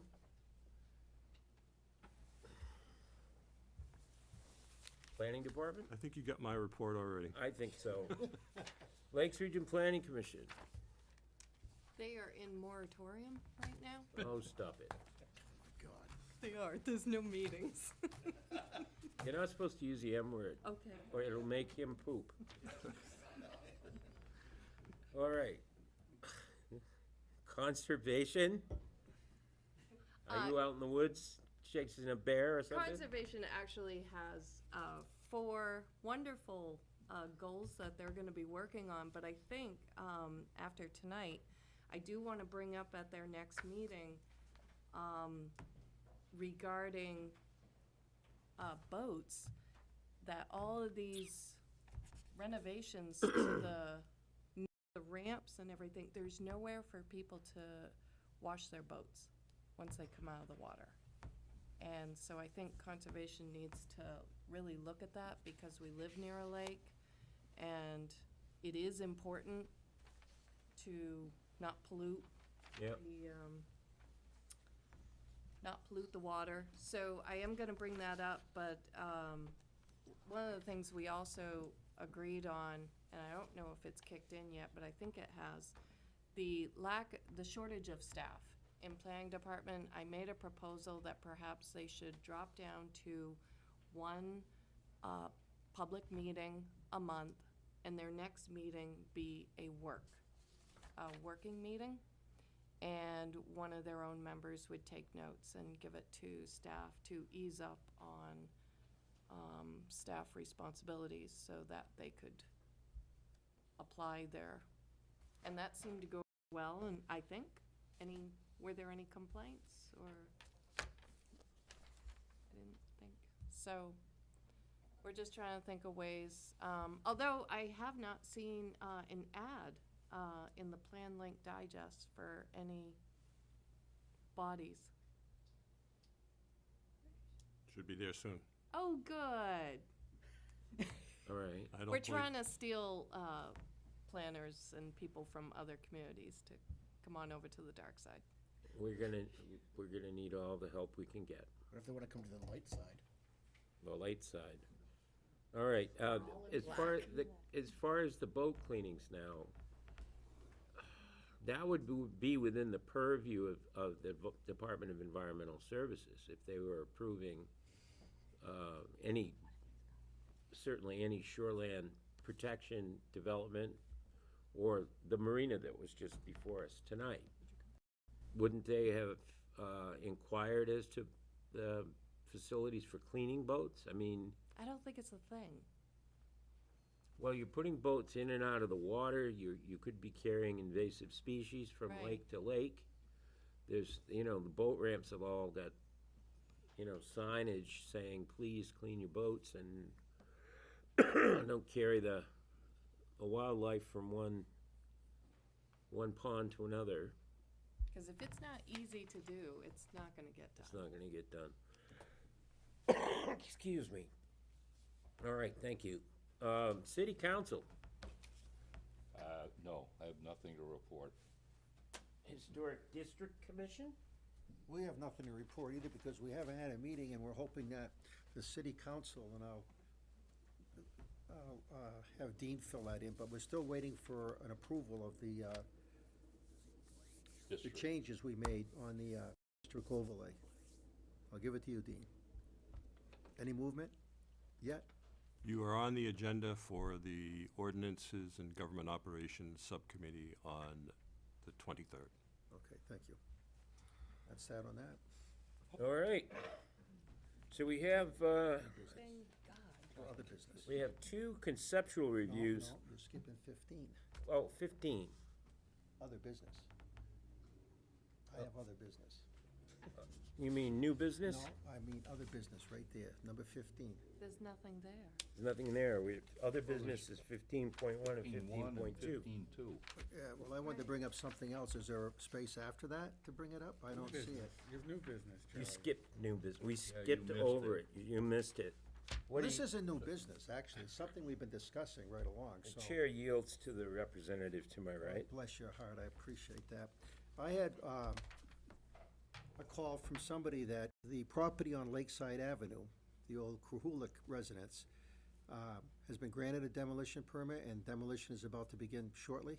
Yeah, I sent you that text. Oh, you're the one that sent me that text, all right, I saw that. And I had a discussion with the mayor about it tonight. Again, I'm gonna point out that that house is gonna be torn down, and I'd be willing to put some money on the table, how long it will stay vacant. At a cost to taxpayers, because they'll undoubtedly go in there and ask for an abatement, saying that it's just a piece of property now. It's on a stretch of property that the city invested a lot of money on to upgrade, that being Lakeside Avenue. And unless, Dean, you know something I don't know, or, oh, Councilor Cheney's gone, I still don't think the property owner has given the city any idea what they're gonna do with that property. And I just find that to be a real letdown for the city as a whole. I'd like to see a moratorium on developers that come in here and pull these games. And it really, as a resident, it ticks me off. Again, that tax burden is gonna be passed over to the rest of the residents. And that value of that property goes down because they tear it down for no other reason. And I just really think that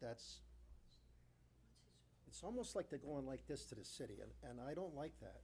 I really don't. The other property they've just kind of, just down the road here. But for that place to be torn down without any idea what's gonna happen there, Motorcycle Week, they'll make a lot of money. They'll probably jam more vendors up there, use it for parking. But the rest of the time, it's just gonna stay vacant. And as we all know, people have looked at that house. There was no reason to tear it down. So I'm obviously not happy about it, as are many residents up in that area. And here we go again, we're a developer, and that's why I made that comment earlier, that not all developers have the best interest in the city. 99% of them do, but we have a case here where these people just don't care about anything but the results, of making more money at a cost to the city's look, I guess is what I want to say. So I just wanted to point that out to the board, because I don't think it's right. Thank you. Thank you, Charlie. Any other business? All right. So 15.1, it's a conceptual review, 711 Weirs Boulevard, 13-lot subdivision, 40-site campground and 12 residential lots. Again, this is a preliminary review of applications and plats. prior to the formal proposal, but the conceptual review, necessary first step, under performance zoning, Not in this case. it isn't? No performance zoning at this address. Oh, yes, you're right, okay. All right then, Mr. Selig. For the record, Thomas Selling, I have additional plans that might be beneficial for the members here to look at. I think it's an overall plan that has everything, and I'll, Much better.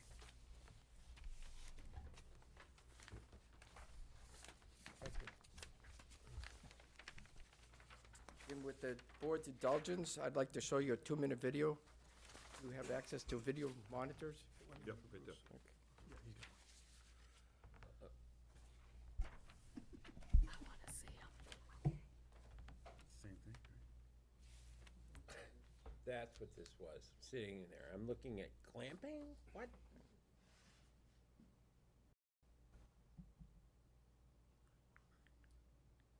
Well, even I would do Oh, my God. Geodesic dome? Correct. Complete with sled dogs. And you see that they're on decks. We're gonna do something very similar to that deck style. Oh, they're really bundled up. Are you bringing the snow? We could use it, Preferably for sled dog weekend? right? Really, I just need it now. Now is Yeah, best. the advantage is, as you can tell by the video, trying to minimize ground disturbance, which is really a big thing, a big plus for the state, as well as I hope is a benefit to the city as well, because we have concerns out there with runoff and drainage, which I'll address briefly in my presentation. And they have wine. And wine, They've got Wine and snow. You know what? Two great things. What? All in the I foreign approve. countries. We want one in our backyard. hopefully it'll be in the forward country of Laconia, New Hampshire soon. Thank you. Yay. All right.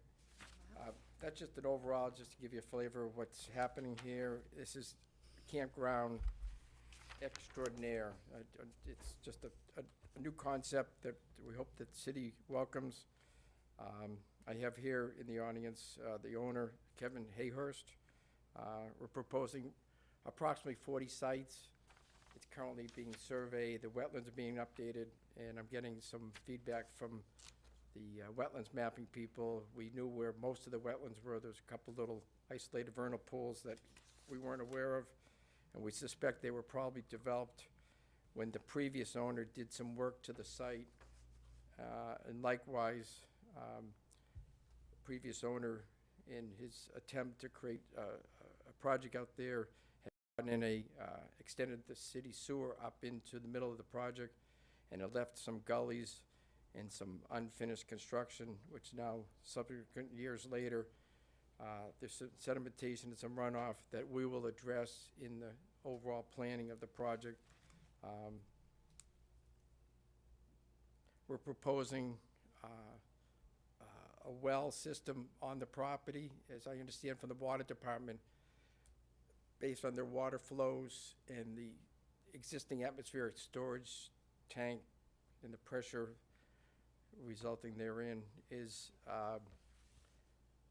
can't have sufficient fire flows above elevation 760, I believe, which is approximately 1/3 up slope of the property. So what we're proposing would be a 12 or 13 lot subdivision along Weirs Boulevard.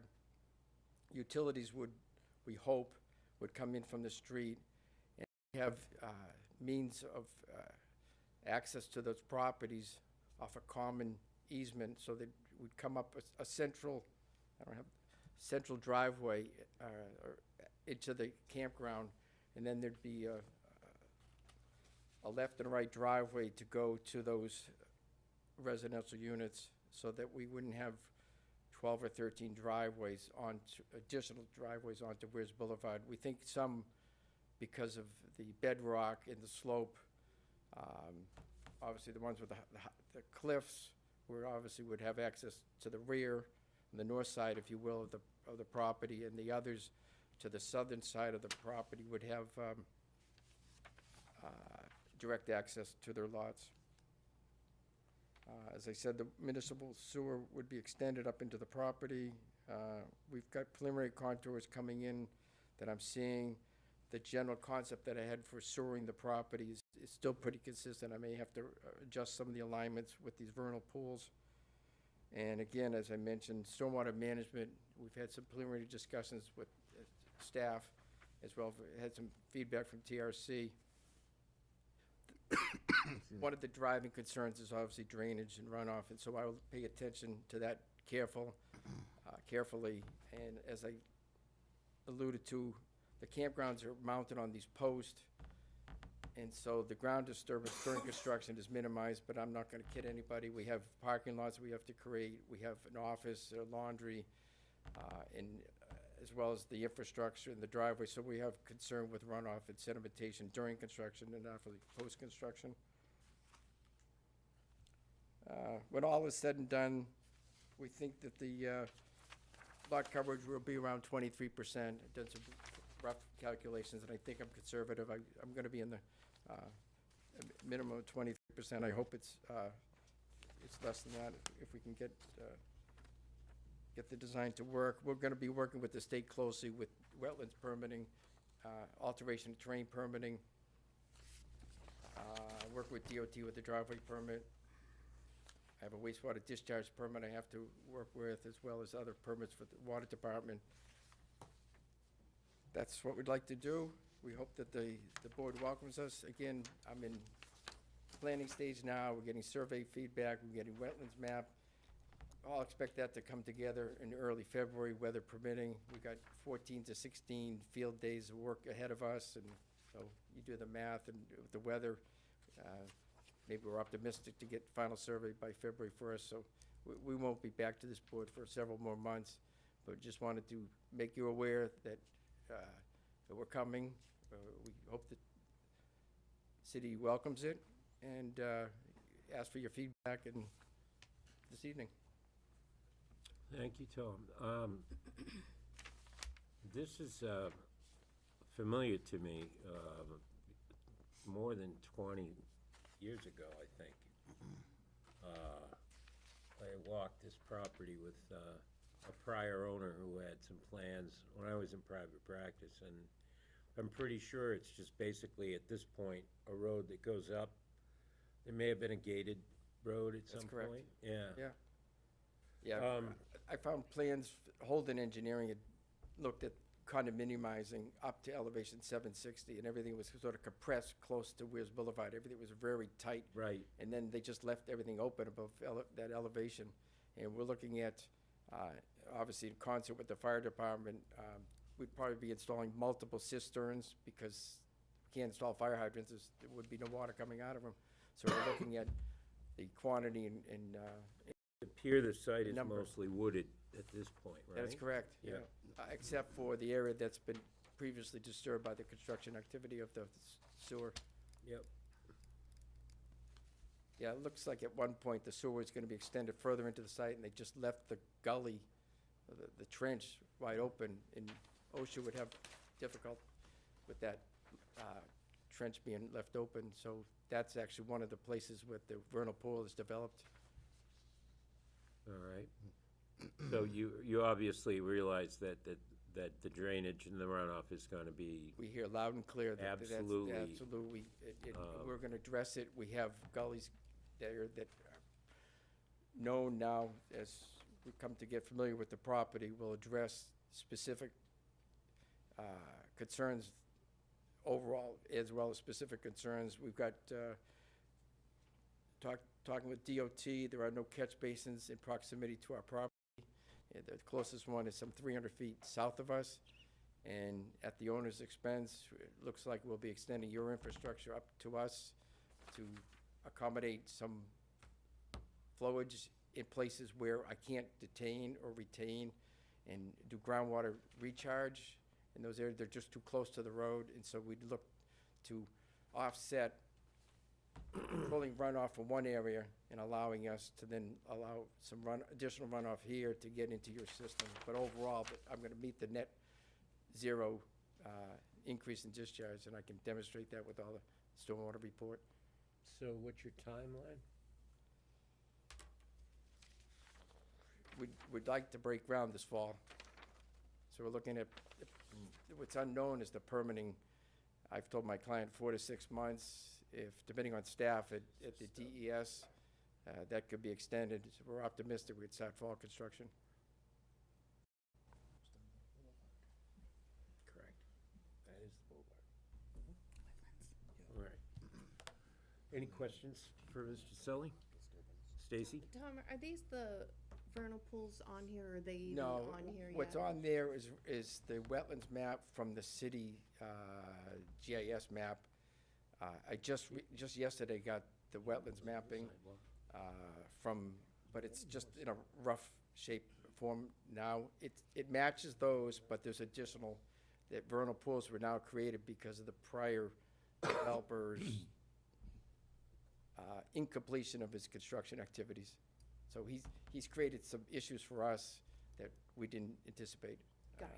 So my roads are gonna start zigging and zagging and moving around. That's pretty obvious from the aerial.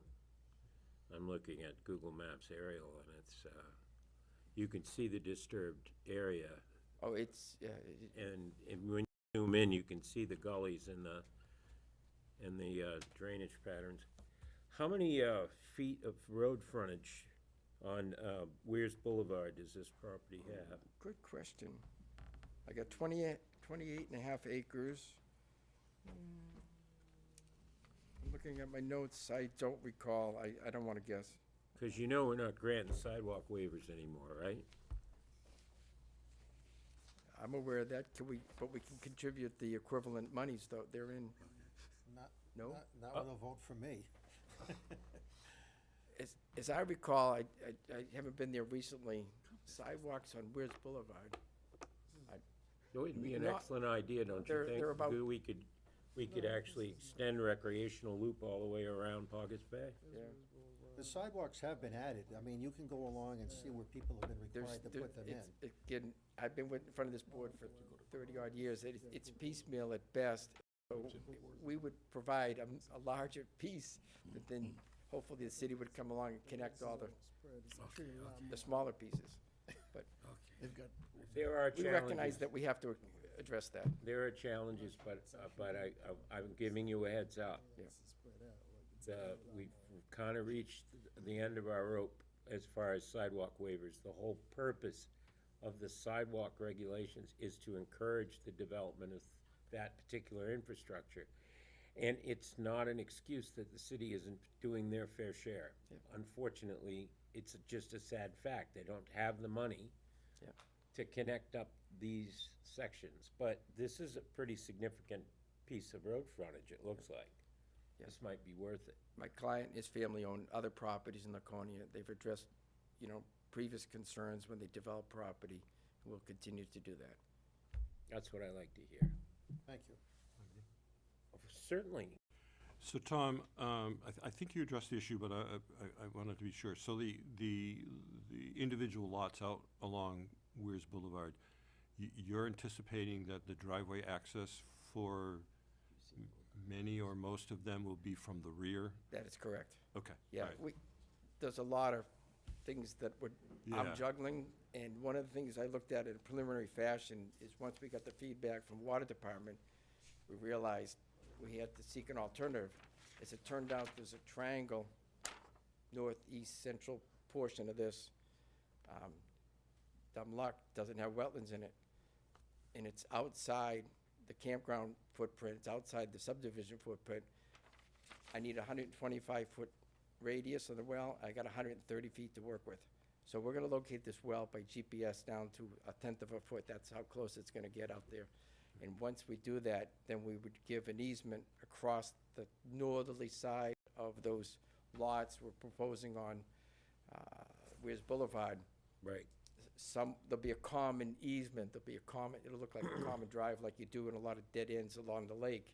It'd just be an easement, big driveway to those houses, because utilities are gonna be tough enough to get through some of that ledge. And we may have to go up and around with the utilities, but right now we're anticipating that will be accomplished from Weirs Boulevard, but the driveway will come in off of this Common Drive? My first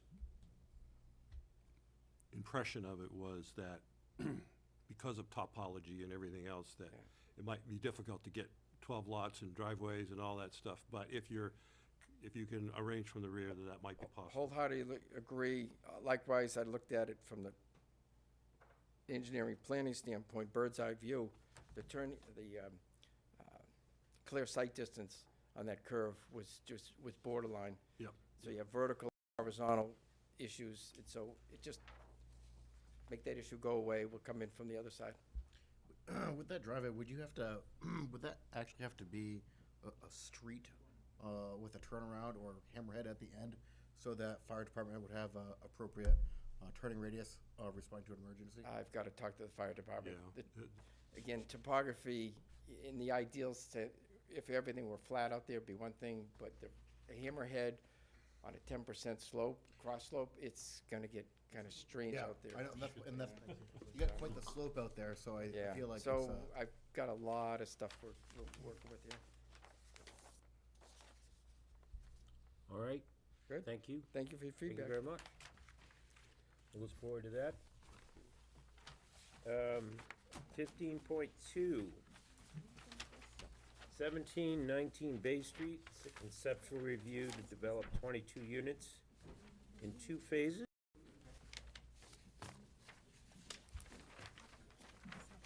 Hi, my name is Sal Stephen Hubbard. I'm the Real Estate Development Director with Lakes Region Community Developers. And we would propose to redevelop the burnt-out house that you heard about earlier this evening on Bay Street into 22 very, very small units. They're for individuals, not for families, so about 288 square feet per unit. So when you hear 22 units, it's would sort of house the same number of people as 7 two-bedroom units or 8 two-bedroom units. The project would serve folks who are currently homeless or at risk of homelessness who also need services through Lakes Region Mental Health Centers, who would be our service partner in the project for the first phase. And then for the second phase, we would hope to do a project on the same lot with Lakes Region Community Services to serve folks with intellectual and developmental disabilities. So the first phase would be 12 units serving individuals who need supports through Lakes Region Mental Health, and the second phase would be for 10 units serving folks who need services through Lakes Region Community Services. What a great idea. Oh, thank you. We have been trying to do a project like this and trying to find the right site for quite some time. And so we're pretty excited about the possibility of being able to combine the 2 projects on one site, if you folks agree. So this is in the performance zone. We would need relief for parking. We are seeing 4 parking spaces, and that is for visitors, occasional visitors, and service providers, not for the residents, because these will be very low-income individuals who are much more likely to walk, use the WOW Trail, use bicycles, use services to provide them transportation than they are to have their own cars. The proposed site plan, although it's not fully fleshed out, looks like we would violate the setback requirements by a small amount. I think you have that in your packet. We would be working with New Hampshire Housing to approve a resident service plan as well as a resident selection plan to make sure that we are providing housing for the people that we say we're providing it to. And we also, as I think you all know, have a good reputation for doing good projects in and around Laconia. So I am happy to answer any questions. Lakes Region Mental Health Services, Celine is here. She would be, as I said, her organization would be providing services for the first phase.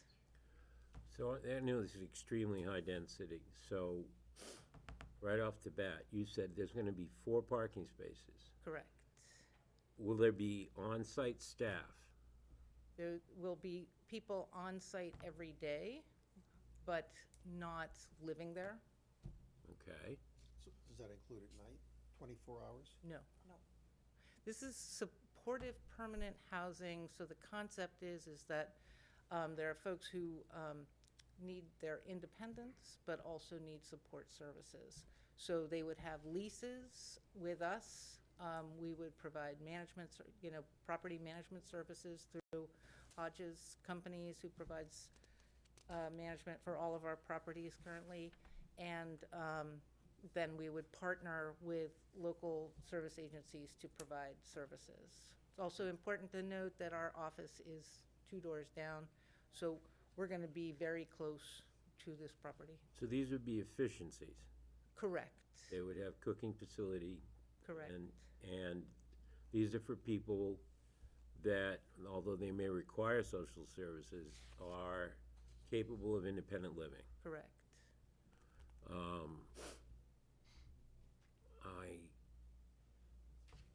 Okay. Charlie first, and then the rest of the board. I'm sorry. So when the people come in, the residents, there'll be a set of rules and regulations for them? Yes. And if they violate those rules and regulations, let's say somebody has 10 people they want to bring in for the Yeah, nighttime no. or something like that. So if they violate the rules, what happens? They just get asked to leave and They would they're be like a replaced? regular tenant with a lease, so, So we'd go through an eviction process. right. I mean, hopefully that won't happen because we'll have supports there and staffing, right? So we'll have eyes on, but But if you don't have staff 24/7, how is that possible? How will you know that somebody doesn't come in at night? and that's when we would assess them to make sure that they are appropriate for independent living before we would make the referral to this program. So, let me follow up on that. So, would the lease contain a condition that if they didn't allow mental health or DD staff in, they have the right to exclude people from their apartment, don't they? Yes, and They have actually, all the same rights as of any other tenant. right, and we cannot force people to accept services, but as Celine noted, the referral to the housing will come from the service partners. So, But how, okay, and I don't want to be demeaning in this, but what's to prevent these people from just being parked there and left on their own with no supports? I'm assuming you're looking at a population that kind of needs to transition back into permanent housing. well, some of the people will probably live there permanently because they won't have really the ability to transition. I understand that. that. So this is not seen as a transitional housing program. This is permanent supportive housing. I get your point, though, that it's important to make sure that we keep an eye on folks. So Lakes Region Communities developers, sorry, there's all these Lakes Region community developers will have a memorandum of understanding with Lakes Region Mental Health Services so that we can make sure that if there is an issue, that we have a contractual kind of process to get folks services. Again, we can't force people to accept services, so I don't want to suggest that that will be a condition of their lease.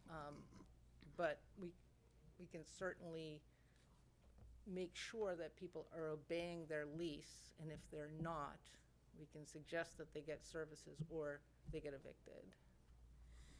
Well, you may or may not be aware, but I've been actively involved in the mayor's task force and the recent efforts by the police department to address the issue. This meets a need, but I am very concerned that these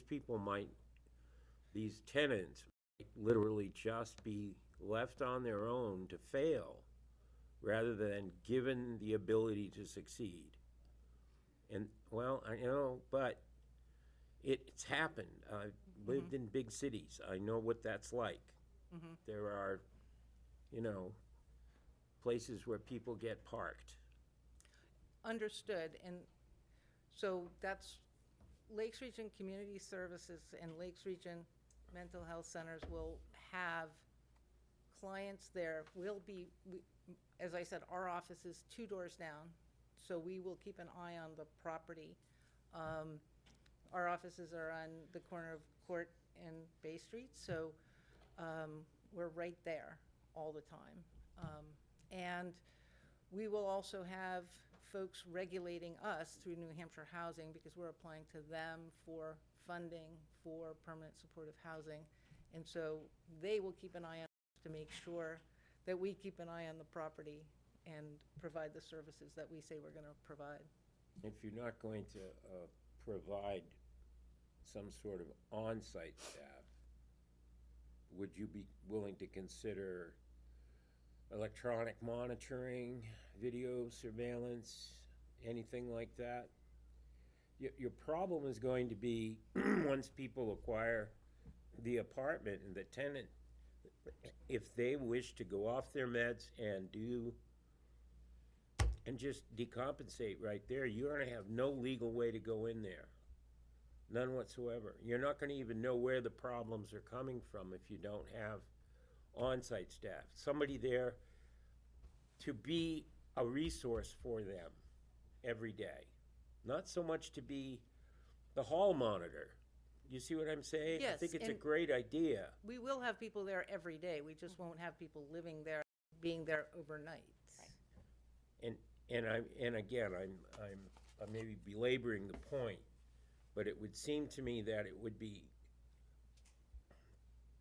would not be unreasonable as a condition of their tenancy that they cooperate with services.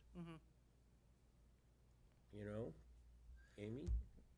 I have a number of questions for you. Great. First of all, are you planning on charging rent? How is this sustainable?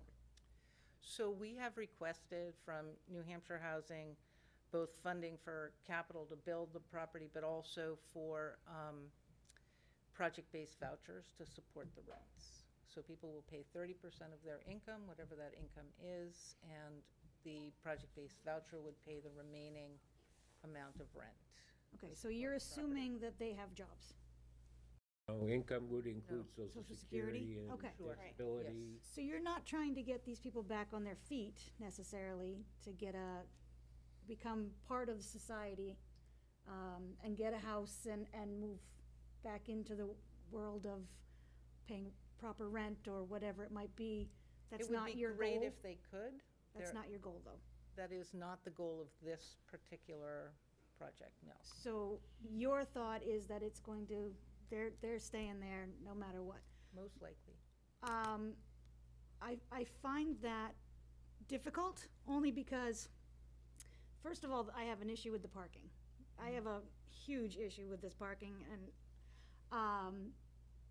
if I were doing a project, I would think that I would want someone putting me in a home that I can now better myself. I have a place I can shower, I can make my food, I can do these things, but I have to have a job, right? And I have to be able to get to that job. And in Laconia, New Hampshire, unless you're working at Stafford, you can't walk necessarily to a lot of facilities.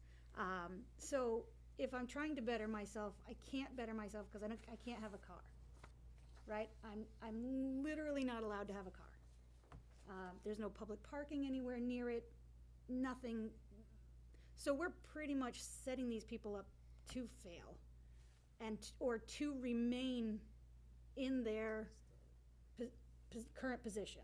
So I may, if I could, I'm not trying to backtrack on what I said, but if we do have residents there who are taking their meds, who are getting services, who are moving on and moving forward, we have other housing in the area where we could move them conceivably to places with parking, with larger apartments, so it wouldn't be this very small But just unit. don't call it transitional housing. But it's not because that's designed to a- be a transitional different housing. thing in their So I don't world. wanna mislead you and say, oh no, they're gonna be there 18 months and then, you know, they'll get everything that they need to move on, because they might not. And But there are also, homeless who are living currently in their cars. Yes. So if they decide and they come to your services and they are appointed, do they have to sell their car? Are we telling these people that we're not accepting you because you have a car?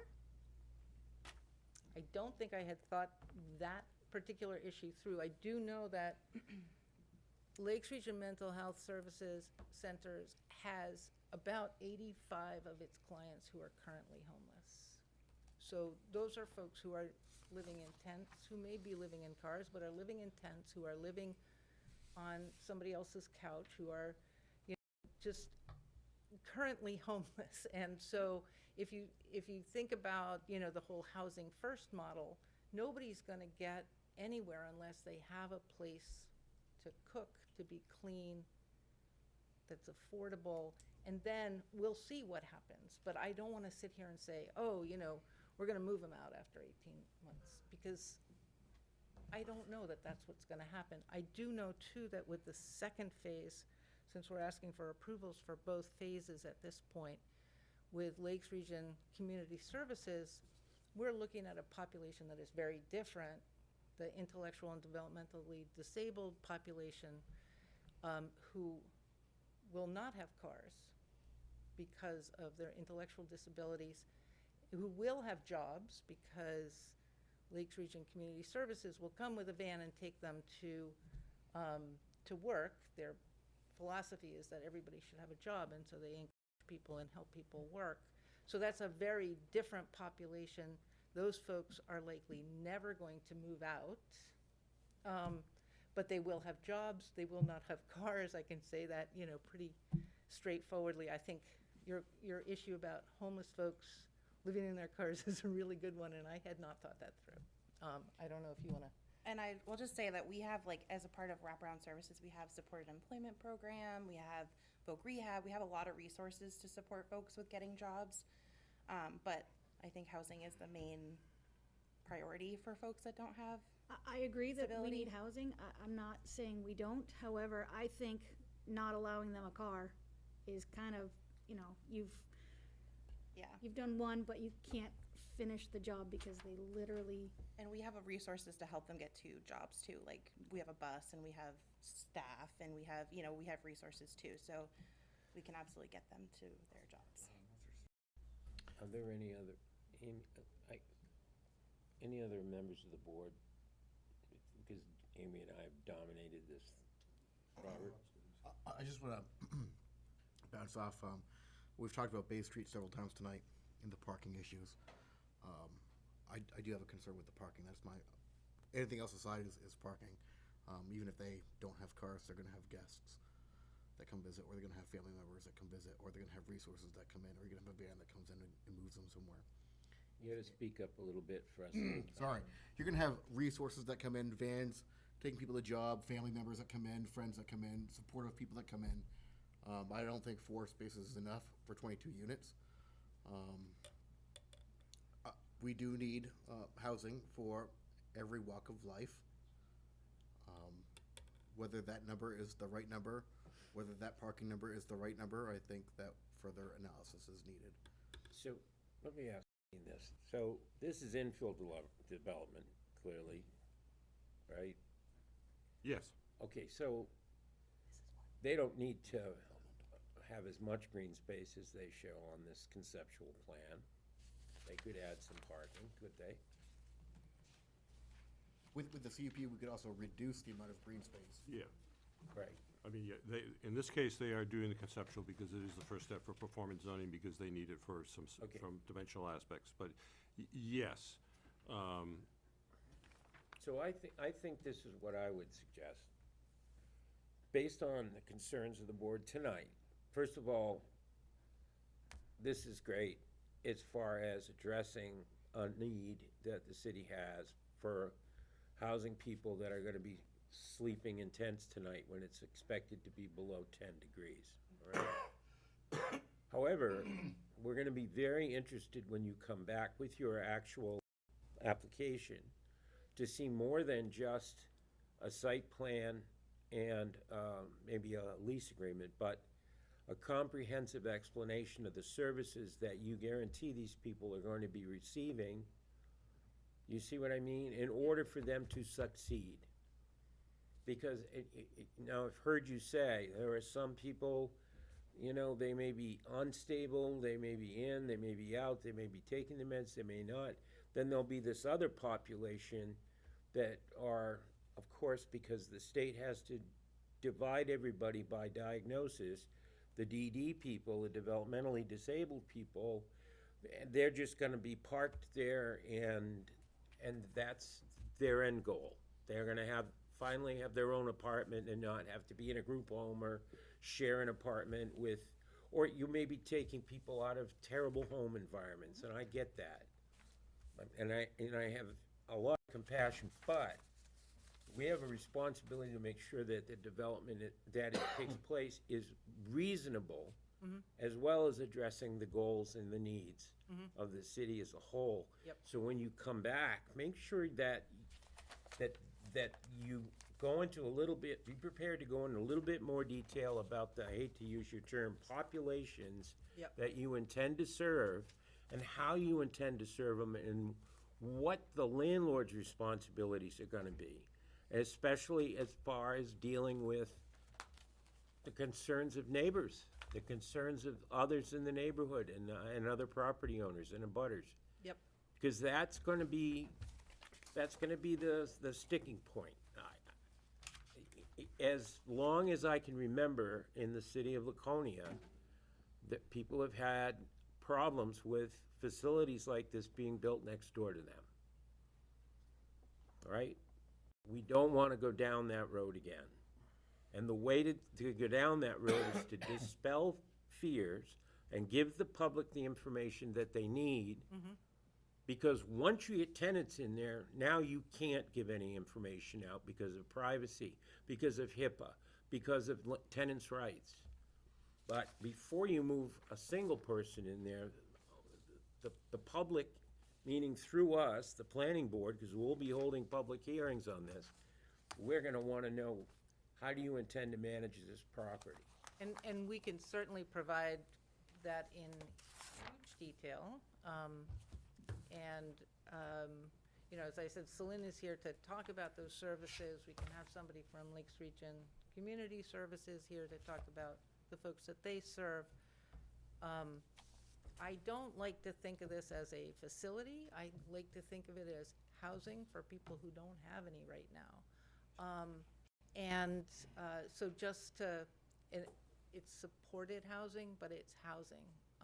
And I think that all of you know that we do good housing for good people throughout this city and throughout the region, and we just want to do. And you do, A but your little bit more reputation precedes and a you. little bit different, but I tied a knot in the other side. happy to stand behind what we do, yeah. I got it. Sorry. I just want to say, if I was a neighbor and this was coming right next door to me, I would really feel much better if I knew one of the apartments was going to be dedicated to a staff. We have looked at that, actually, and this site is kind of squishy when it's small, when you get. I mean, and even so- alternating Yeah. staff, just Yeah. reserved for them so that there could be, if I was a neighbor, Yep. I would just be so, We can wow, revisit this that is again. awesome. Yep. Is this a single-story structure? It is a Two-story. two-story You structure. could put a tower at one end, a third story, put staff appointment up there. Have you thought about any sort of fencing or barriers between the neighbors, just to protect any of the neighbors' We're absolutely privacy? happy to put perimeter fencing up, that would be fine, yeah. Yep, It's just, I feel like there might be a lot of foot traffic, and Mhm. we want to probably protect some of those Yeah. abutters. Yep. Well, I don't think we're ready to act on the conceptual, are we? Considering the concerns and the information that we've requested tonight? I No, mean- you do not have to approve tonight, you do not have to deny tonight. I just want to remind the board that in this instance, the approval of the conceptual is I the first step understand for that. zoning performance, Right. performance zoning, because they need that on this site, obviously. I think if you wanted to give direction to the applicant, and perhaps they come back at the next month, at next month's meeting with a revised conceptual or some additional information, I mean, that's certainly something within your power to do. What's the pleasure of the board? I just ask these questions, I don't answer them. I won't approve it without the parking, more parking. I'm gonna have trouble approving it as it is. Is there any way we can hear from the audience at all, or is that not allowed at this point? We're not having a public hearing, are we? Yeah, we'll have a public hearing at a later date. So This is we just can't a hear from the- conceptual review. Could we ask for public to submit input to the planning department so that we can analyze their input? Oh, And- well, we always welcome the public's input, it's just. In writing, via email. They can stop down, have a conversation with Dean, and maybe you can take some of that input and you can take what we've said tonight and you can reevaluate. I'll make a motion to table until next month. Second. We have a motion by Mr. Mora, and we have a second by Councilor Cheney. So discussion. I just. There's no discussion on the No table. discussion on table. I don't want to discuss the tabling. I just wanted to say that if people are going to be sending in comments, rather than having just say no or yes, but if there are actual concerns. Yeah, absolutely.